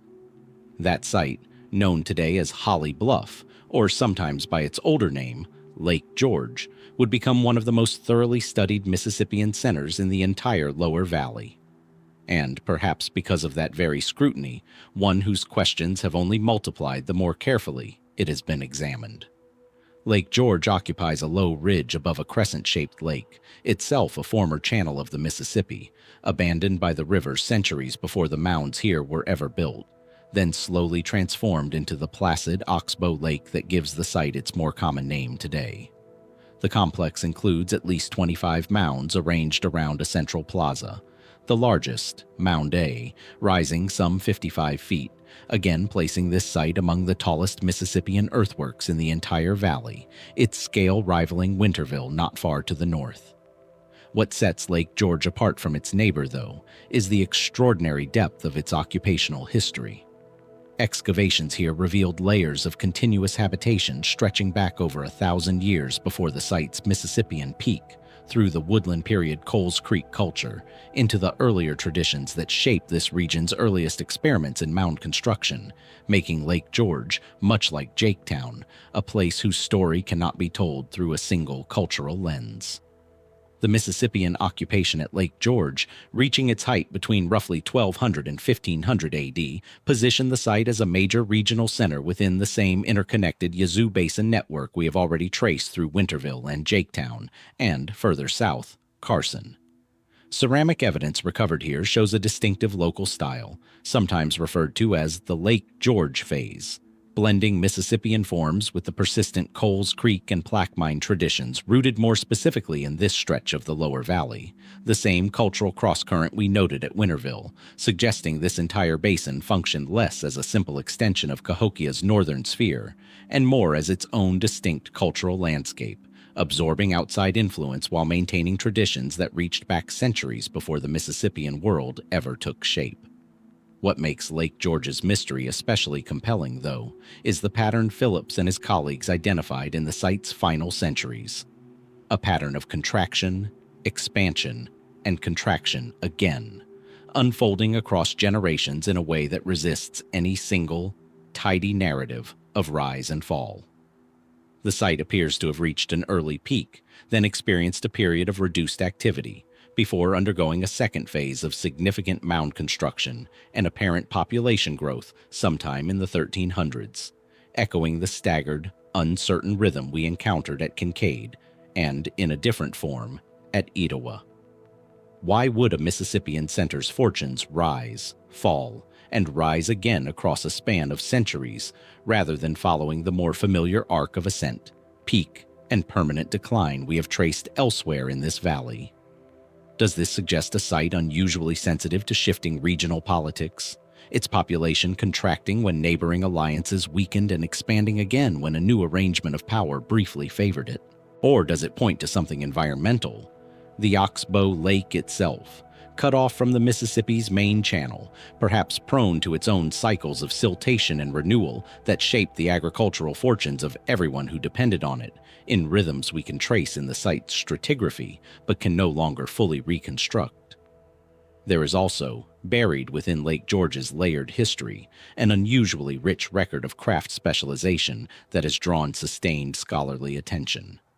Excavators recovered evidence of dedicated workshop areas within the site, locations where specific goods, ceramics chief among them, appeared to have been produced in volumes exceeding what any single household would need, suggesting organized, perhaps centrally directed production intended for wider distribution, or tribute.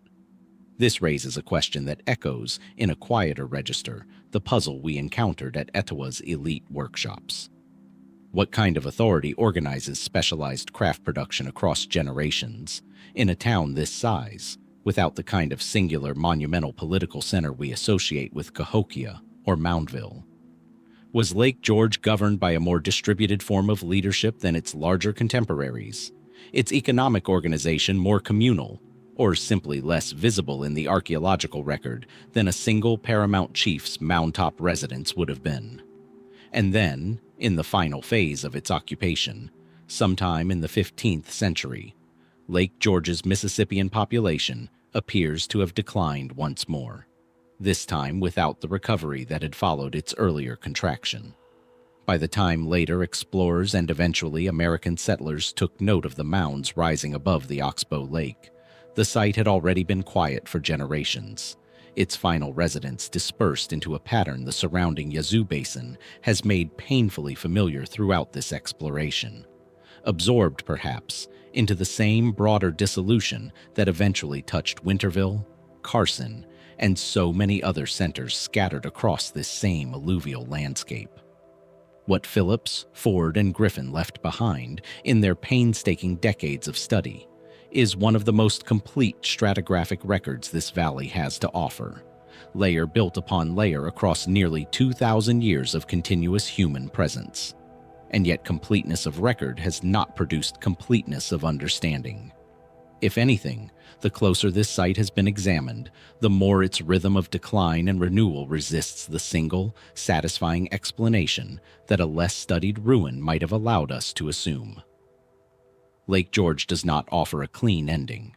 It offers a pulse, rising and falling across centuries, its final silence no more explained than the silences we found at sites with a fraction of its documentation. What made this particular ridge above this particular oxbow lake worth returning to, again and again, across 1,000 years and multiple distinct cultural traditions? And what, in the end, finally broke a pattern of renewal that had already proven once before that it could recover from decline? The lake still curves quietly around the base of Mound A today, holding, as it always has, more of this valley's answers than it has ever been willing to give up. Centuries before Lake George's mounds ever began their long, uncertain rhythm of decline and renewal, before Winterville's 23 earthworks rose above the delta, before even the Mississippian world itself had taken shape, another culture had already been quietly transforming this valley from a base far to the south, along a stretch of the Red River in what is now central Louisiana. To understand much of what came after in this exploration, we now need to go back to it directly, to a site called Marksville. Marksville sits today within a state historic site bearing its name, its earthworks enclosed by the remnants of a massive semicircular embankment, originally stretching for roughly a mile and connecting to the edge of a nearby bayou, forming a defensive or ceremonial boundary around a complex of at least 6 mounds. Occupation and major construction here date to roughly 1 to 400 AD, placing Marksville not within the Mississippian tradition we have spent most of this exploration tracing, but within an earlier chapter entirely. The Hopewellian world, a sprawling network of related cultures centered primarily in the Ohio Valley, whose influence, remarkably, reached all the way down into the heart of the lower Mississippi Valley, leaving Marksville as its southernmost major expression. This detail alone deserves a moment of pause. The classic Hopewell tradition, known for its elaborate geometric earthworks, its finely crafted mica and obsidian ornaments, and its extensive exchange network stretching from the Rocky Mountains to the Gulf Coast, is most associated with sites hundreds of miles to the north, along the Scioto and Ohio rivers. And yet at Marksville, we find pottery decorated with the same distinctive rocker-stamped and cross-hatched designs found at Hopewell sites in Ohio, alongside burial practices and mound construction techniques that echo northern traditions closely enough that early 20th century archaeologists, upon first excavating the site in the 1930s, initially wondered whether they had found evidence of direct Hopewellian migration into the Deep South, rather than simply the spread of shared ideas and trade goods along the same vast network that would, centuries later, carry copper and shell across the very same river system for the Mississippian peoples who followed. That question, migration versus influence, remains at the heart of what makes Marksville genuinely mysterious. Did people actually travel the 800 miles or more between the Ohio Valley and central Louisiana, carrying their beliefs, their mound-building techniques, and their artistic traditions with them to found a new southern outpost of a northern world? Or did the ideas themselves migrate instead, passed hand to hand along an exchange network so effective that a religious and artistic tradition could spread across a third of the continent without requiring anyone to leave home at all? The same kind of question we have already asked about the copper and shell that moved between Poverty Point, Spiro, and Etowah, only pushed back now by more than 1,000 years into an even earlier chapter of this valley's long habit of staying connected across impossible distances. The burials recovered at Marksville only deepen this puzzle.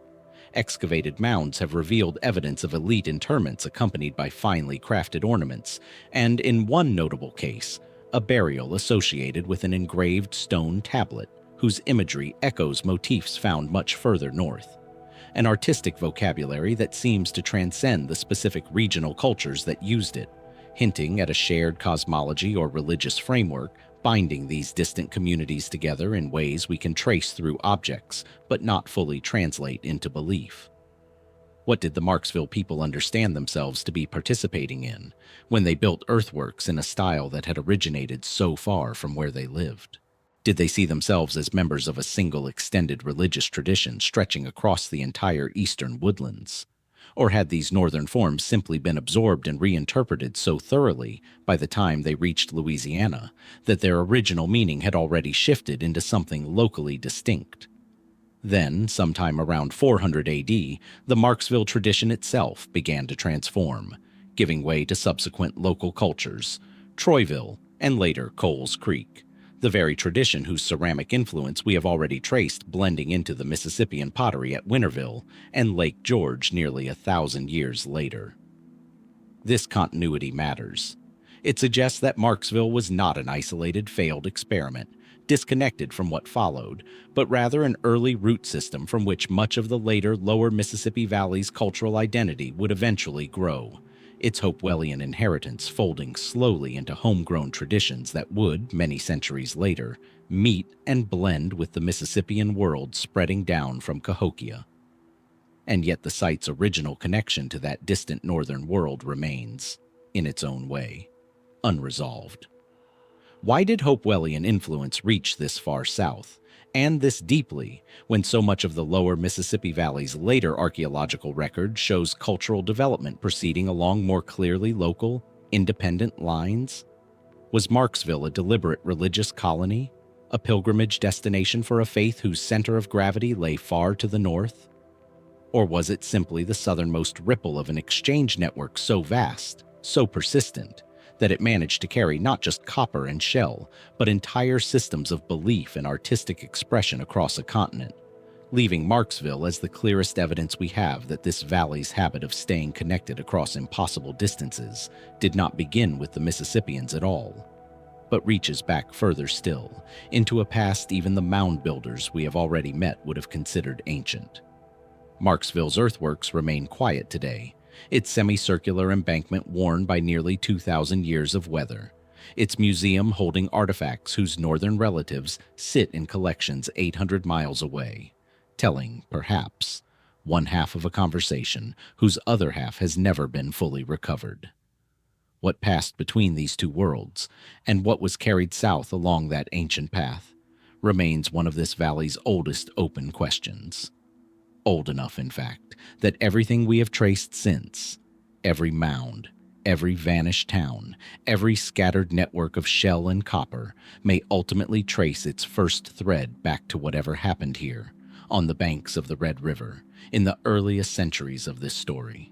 That engraved stone tablet from Marksville, its imagery echoing motifs carried down from a world 800 miles to the north. Carry that same question forward now, not through another migration, but through 11 centuries of accumulated soil, back to the crescent-shaped Oxbow Lake we glimpsed briefly while tracing the Yazoo Basin's hidden density. It is worth returning to this place directly, and lingering, because Lake George holds one of the deepest and most fully excavated records this valley has ever surrendered to careful, patient digging. Approach the site today from the flat cotton fields of Yazoo County, Mississippi, and the land gives itself away only gradually. A low ridge rises above a placid, curving lake, itself an abandoned meander of the Mississippi River, cut off from the main channel centuries before any mound was ever raised on its banks. Around this ridge stand the remains of at least 25 earthworks, arranged with evident care around a central plaza, the tallest among them, Mound A, climbing some 55 feet above the surrounding floodplain. To stand atop it, as visitors still can, is to look out over water that has not flowed anywhere in a very long time, a lake that has spent 1,000 years quietly holding still while everything around it changed. What makes Lake George extraordinary is not simply its scale, though that scale is considerable, but the depth of time compressed beneath its surface. When Philip Phillips, James Ford, and James Griffin undertook their landmark excavations here in the 1950s, they uncovered a stratigraphic sequence stretching back more than 1,000 years before the site's Mississippian peak, layers reaching into the woodland period Coles Creek tradition, and beneath that, echoes of even older cultural currents moving through this same stretch of the valley. This is a site, in other words, that was already ancient by the time the Mississippian world we have spent most of this exploration tracing had even begun to take shape at Cahokia. People were building here, abandoning, returning, and building again, across a span of time longer than the entire history of most nations that exist today. The major Mississippian occupation, reaching its fullest expression between roughly 1200 and 1500 AD, positioned Lake George as one of the principal centers of the same interconnected Yazoo Basin network we have now traced through Winterville to the north and Jaketown, and Carson further south. A landscape, it is becoming increasingly clear, that may have held one of the densest concentrations of Mississippian population anywhere north of Mexico, most of it still resting quietly beneath cultivated land. Ceramic evidence recovered from Lake George's plaza and Moundville shows a distinctive local style, blending Mississippian shapes and surface treatments with the deeply rooted Coles Creek and Plaquemine traditions native to this specific stretch of the lower valley, a fusion that speaks to a community absorbing outside influence, while never fully surrendering the artistic language its own ancestors had already been developing here for centuries. It is in this layered ceramic record, and in the careful excavation of workshop areas within the site, that Lake George offers one of its more genuinely puzzling details. Phillips and his colleagues identified concentrations of ceramic production exceeding what any single household would plausibly need for its own use, suggesting organized and possibly centrally coordinated craft specialization operating within a town that shows little evidence of the singular, dominating political authority we associate with a paramount chiefdom like Moundville or Etowah. Who organized this labor, and to what end? Was the pottery produced here intended for tribute, flowing outward to satellite communities and allied centers throughout the basin? Or does it suggest a different, more distributed model of authority altogether? A town governed less by a single powerful lineage occupying the summit of Mound A, and more by a council or coalition of smaller lineages, its political structure simply less visible to archaeology than a single chief's elevated residence would have been. The excavators also documented something rarer still, clear evidence that the site's fortunes did not follow the single arc of rise, peak, and permanent decline that has defined so many of the places we have visited in this exploration. Lake George appears to have reached an early period of prominence, then contracted, its population and construction activity noticeably reduced, before undergoing a genuine resurgence sometime in the 14th century.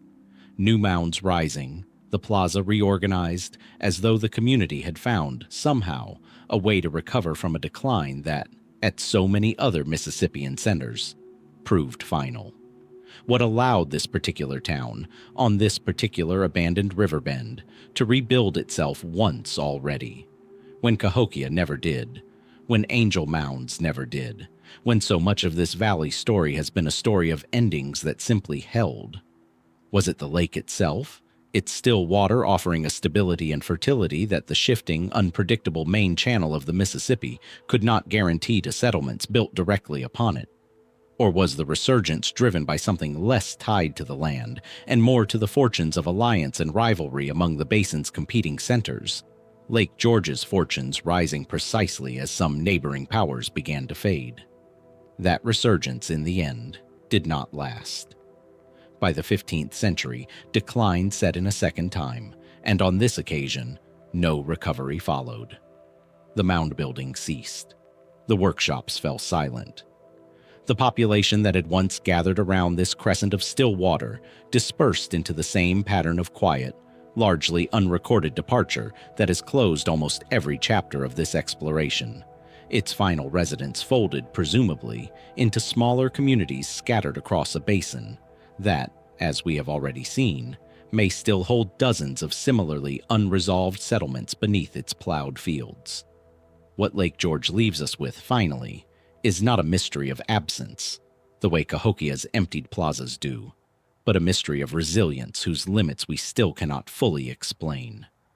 A community capable of surviving one collapse, of rebuilding its mounds and its workshops and, presumably, whatever social and religious order had first brought it into being, eventually met a second decline it could not answer in the same way. Somewhere in that difference, between the crisis this town survived and the crisis it did not, may lie one of the more important and most overlooked lessons this entire valley has to offer about how these societies actually functioned. Not as fragile monuments destined for a single inevitable fall, but as living communities capable of adaptation, right up until the moment adaptation was no longer enough. The lake still curves around the base of Mound A exactly as it did 11 centuries ago, holding its stillness the way it always has, offering no further explanation for why the second silence, unlike the first, was allowed to become permanent. Leave the still water of Lake George now and travel west, across the Mississippi itself, into the flat, fertile bottomland of central Arkansas, where another oxbow lake curves around another cluster of ancient earthworks. A site whose name, like Aztalan's far to the north, tells us more about the confusion of the people who first studied it than about the people who actually built it. Toltec Mound sits beside Mound Lake, a crescent-shaped remnant of an old Arkansas River channel, its earthworks rising from a state park not far from present-day Scott, Arkansas. The name is, by any archaeological measure, a mistake. When 19th-century landowners and early antiquarians encountered this site, they did what so many of their contemporaries did across this valley, at Aztalan, at countless other sites we have not had occasion to visit. They assumed the mounds were too sophisticated to be the work of local native peoples, and reached instead for a name borrowed from Mesoamerica, imagining some lost connection to the Toltec civilization of central Mexico. There was no such connection. The people who built these mounds had nothing to do with the Toltecs, were separated from them by well over 1,000 miles, and, in all likelihood, by centuries of independent cultural development besides.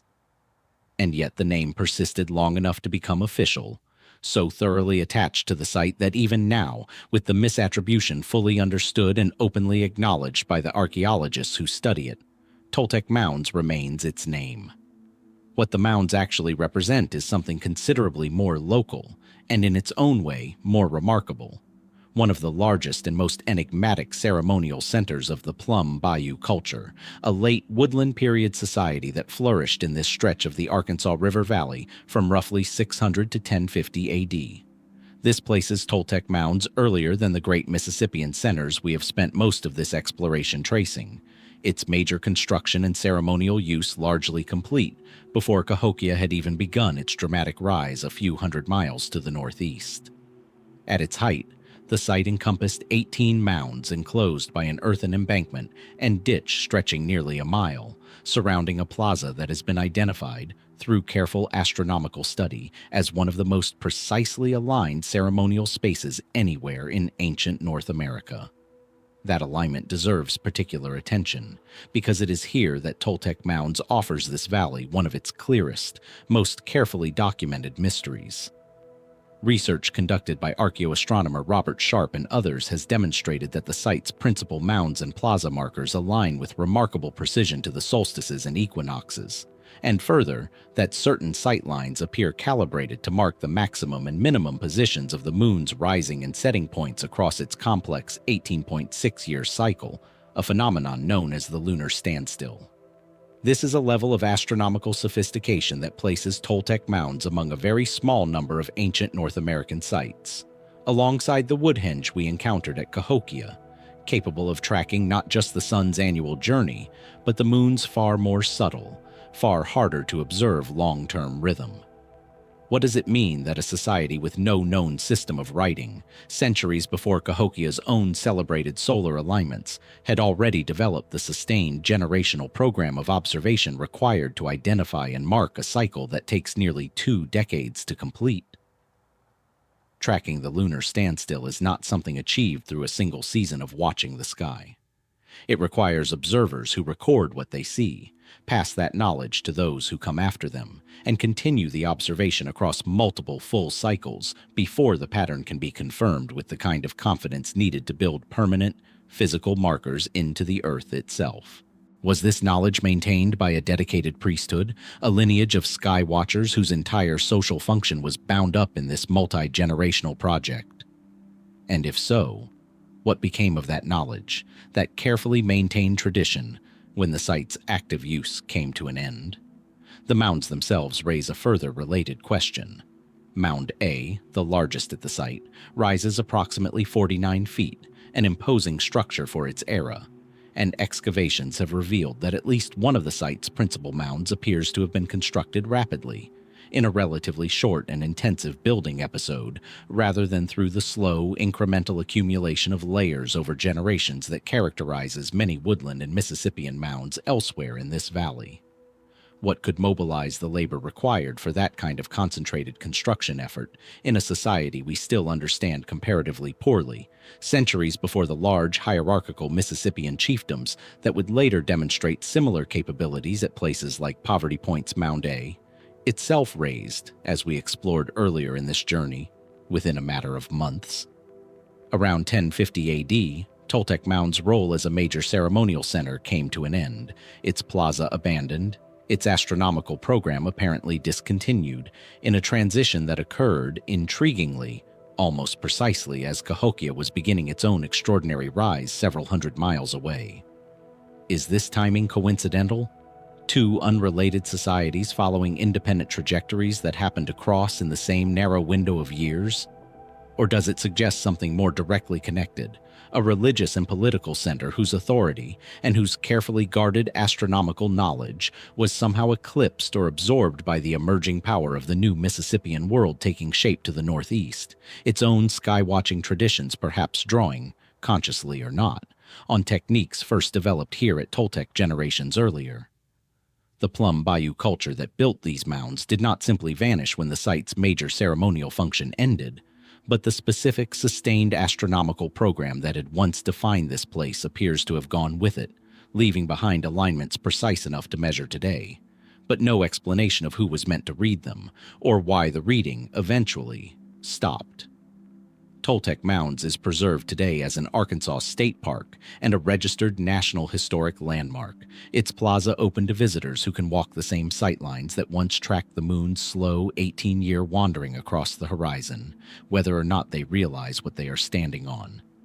The name above the entrance still points incorrectly toward Mexico, a fossil of a 19th century assumption that modern scholarship has thoroughly corrected but never quite managed to erase.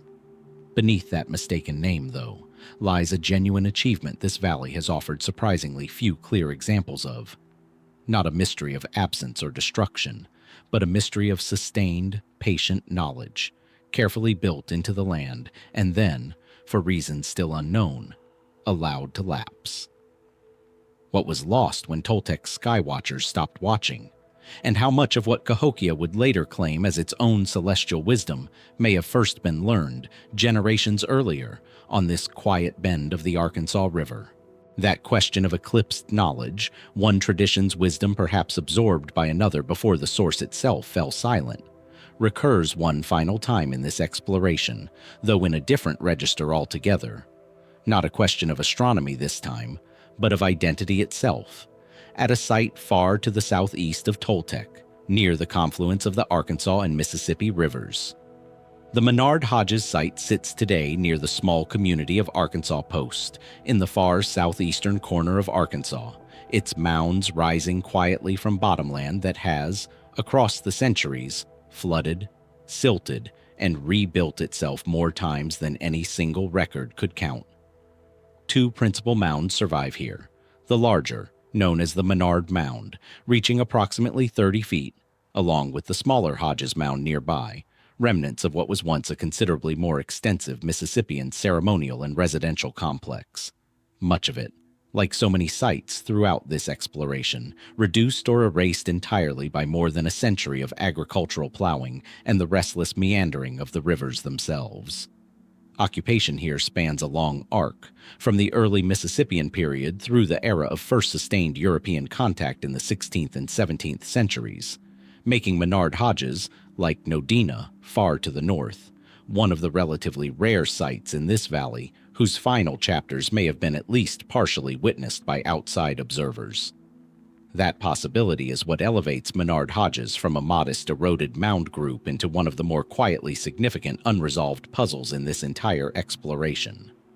Many archaeologists and historians now believe Menard-Hodges may correspond to a town identified in the chronicles of Hernando de Soto's expedition as Anilco, or, in some readings, to a related settlement described in those same accounts. A populous town encountered by Spanish forces during their difficult, demoralized final push through the region in 1541 and 1542, in the years following De Soto's death near the Mississippi River itself. If this identification holds, Menard-Hodges represents something we have found only a handful of times throughout this journey. A Mississippian settlement whose existence is confirmed not only by the earth beneath it, but by ink set down, however imperfectly and self-servingly, by people who actually walked its plaza and spoke, through interpreters, with the people who lived there. And yet the identification itself remains genuinely contested, a puzzle within the larger puzzle. The Spanish chronicles describing Anilco and the neighboring towns of this region are notoriously difficult to reconcile with the archaeological record. Their accounts filtered through translation, through decades of memory before some were finally written down, through the particular anxieties of an expedition that was, by this point in its journey, starving, diminished, and desperate to find a way home, rather than carefully documenting the societies it passed through. Distances described in the chronicles do not always match cleanly onto the geography we can survey today. River channels have shifted since the 16th century in ways that complicate any attempt to retrace the expedition's exact path, and multiple mound sites throughout this region have, at various points, been proposed as candidates for the towns the Spanish described. Is Menard-Hodges truly Anilco, the town where De Soto's exhausted remnant force is recorded as having wintered and rested before continuing their retreat toward the Gulf? Or is this identification, however appealing in its specificity, ultimately another case of modern researchers reaching for certainty that the fragmentary evidence cannot fully support? What is better established, through more conventional archaeological investigation, is that Menard-Hodges functioned as a significant Mississippian center for the Quapaw, or for closely ancestral populations, positioning it as a crucial link in understanding how this valley's deep Mississippian past connects to the historically documented native nations later encountered by French explorers arriving from the north in the late 17th century. The Quapaw, whose name in their own language means something closer to downstream people, were found by French expeditions living in a cluster of villages near this very confluence. Their political structure, their material culture, and their oral traditions offering rare direct testimony connecting the Mississippian mound-building world to a living, continuous native nation that persists to this day. In this sense, Menard-Hodges occupies a genuinely unusual position in our exploration. Not a silence to be puzzled over, but a thread that may actually, unlike so many others we have followed through this valley, reach unbroken from the ancient mounds to a documented historical people and onward to their descendants living today. And yet even this comparatively fortunate continuity carries its own unresolved questions. Skeletal and material evidence from the broader region surrounding Menard-Hodges shows the same signs of demographic stress and population decline that we have now traced repeatedly through the protohistoric Southeast, disease moving inland ahead of, alongside, and following European contact, reshaping and often drastically reducing populations that had once been considerably larger and more widely distributed across this landscape. If Menard-Hodges truly was Anilco, then the town De Soto's men encountered may already have been a diminished remnant of what this valley had held a century or two earlier, its people already absorbing losses whose full scale the Spanish chroniclers, focused on their own survival, had little capacity or interest to record. How much of the vast, densely settled Mississippian world we have traced throughout this entire exploration, from Cahokia to Winterville to Lake George, had already begun quietly contracting before any European account exists to describe what was being lost? And how much of what the Quapaw preserved, and eventually passed down to the French and to their own descendants, represents not a full continuation of that older world, but a survival pieced together from what remained after a catastrophe largely invisible to the historical record that finally, imperfectly, begins to illuminate this valley's story.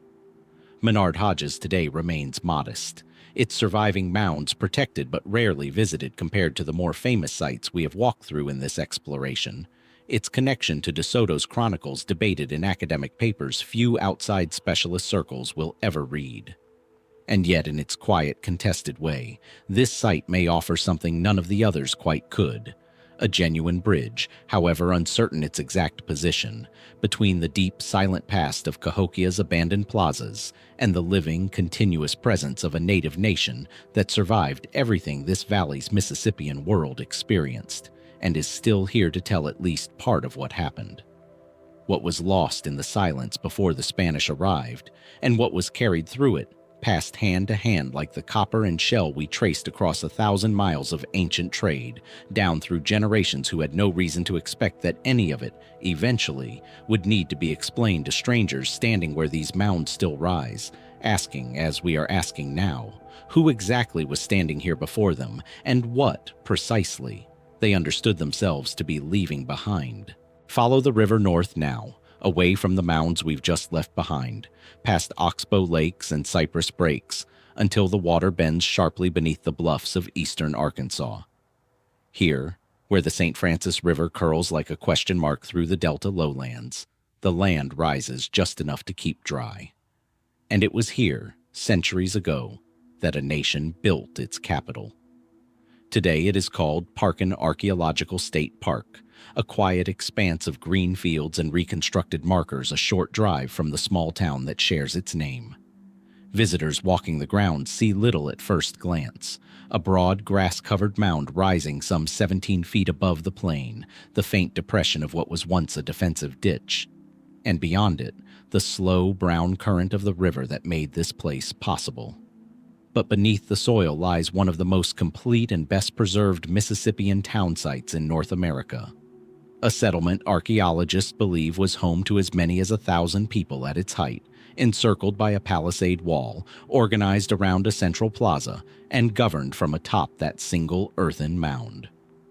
The town flourished between roughly 1350 and 1550 AD, part of the broader Mississippian world that once linked communities from the Gulf Coast to the Great Lakes through trade, ceremony, and shared belief. Its people farmed maize, beans, and squash in the fertile bottomlands, fished the river, and fired a distinctive style of pottery, the Parkin phase, as archaeologists now call it, whose fragments still surface in the plowed fields surrounding the site. For 2 centuries, life here seems to have followed the rhythms common to towns of its kind. Seasonal ceremonies, the slow accumulation of refuse and rebuilding, the steady authority of leaders whose homes stood highest on the mound. And then, sometime in the mid-16th century, it stopped. This is where the story of Parkin begins to depart from the ordinary. Many Mississippian towns declined gradually, their populations dispersing over generations as resources shifted or alliances frayed. Parkin's ending appears different, compressed, and unusually well documented, because it may have been witnessed, however briefly, by outsiders whose written words still survive. In the summer of 1541, the Spanish expedition of Hernando de Soto crossed the Mississippi River and pushed westward into what is now Arkansas. Chroniclers traveling with the expedition described arriving at a fortified town called Cahokia, ruled by a chief of the same name, its plaza dominated by a great mound and a temple, its people organized in a manner the Spanish found both impressive and unfamiliar. The chroniclers' descriptions of Cahokia's layout, the mound, the palisade, the plaza, its position on a bluff above a river, align remarkably well with what archaeologists have since uncovered at Parkin. In 2006, a wooden post bearing what may be a Spanish cross, driven into the ground atop the mound, was recovered from an excavation. A discovery some researchers have connected directly to the Chronicle's account of De Soto's men erecting a cross here, at the chief's request, as a gesture of peace or perhaps of conversion. If the identification is correct, Parkin is not simply a Mississippian town. It is a place where 2 civilizations briefly, and consequentially, met. But if the Spanish visit explains how Parkin entered the historical record, it does little to explain why the town vanished from it so completely and so soon after. By the time later European expeditions passed through the region in the following century, Cahokia, if it still existed at all, was gone, or unrecognizable, or simply unmentioned. No sustained settlement continued at the site. The plaza fell silent. The mound, once crowned with a chief's residence, was left to grass and time. What happened in those intervening decades is where the historical record thins and where the questions begin to multiply. The most widely accepted explanation points to something the Spanish themselves may have carried without knowing it: disease. European expeditions across the Americas repeatedly introduced pathogens, smallpox, measles, influenza, to populations with no prior immunity, and the demographic collapse that followed in many regions was swift and catastrophic, sometimes reducing communities by the majority of their people within a generation. If Caskie's population was struck in this way, the abandonment of Parkin would fit a pattern seen elsewhere across the Mississippian world in the century after European contact. Not a single dramatic event, but a slow unraveling of leadership, labor, and cohesion until the town could no longer sustain itself. Other explanations look to the land itself. Tree ring studies of the region indicate that a severe, sustained drought gripped the mid-Mississippi Valley during exactly this period. The same drought some researchers have linked to stresses on Mississippian societies as far away as Cahokia. A river-dependent maize-farming town like Parkin would have been especially vulnerable to such a shift. Failed harvests over successive seasons could have pushed a population already weakened by disease or conflict past the point of recovery. And conflict, too, has its place in the story. The DeSoto Chronicles describe Caskie's chief as locked in rivalry with a neighboring polity, and Mississippian societies across the region are known to have engaged in warfare over territory, tribute, and prestige. Could pressure from rival groups, perhaps intensified by the same instability driving depopulation elsewhere, have made the site untenable? The palisade itself, reinforced, rebuilt, clearly a structure of genuine defensive concern, suggests a community that took the threat of attack seriously long before any outsider arrived. Mainstream archaeology tends to favor some combination of these forces: disease, drought, and social disruption feeding one another in a downward spiral rather than any single catastrophic cause. It is, in many ways, a satisfying explanation: measured, evidence-based, consistent with what happened to other Mississippian centers in the same era. And yet it leaves certain details curiously unresolved. Why does the archaeological record show so little evidence of the kind of gradual staged decline seen at comparable sites? Why does occupation appear to end with unusual completeness, rather than tapering into a smaller, diminished settlement, as struggling communities elsewhere often did? Some researchers have wondered whether the abandonment was more deliberate than catastrophic. A chosen departure, perhaps tied to belief or ritual significance now lost to us, rather than simply a population that could no longer endure. It is a question that history alone cannot answer, and one the ground at Parkin has not yet finished revealing. Excavations continue there still, conducted with a patience the site itself seems to demand. Layer by layer, season by season, each new find complicating the picture as often as it clarifies it. The cross-marked post, if that is truly what it is, offers one thread connecting the written word to the buried earth. But for every thread pulled loose, others remain tangled beneath the mound, waiting. What exactly did the people of Caskie believe was happening to them in those final years? And when the last of them walked away from the plaza, the palisade, the mound that had watched over their town for 2 centuries, did they know they would not return?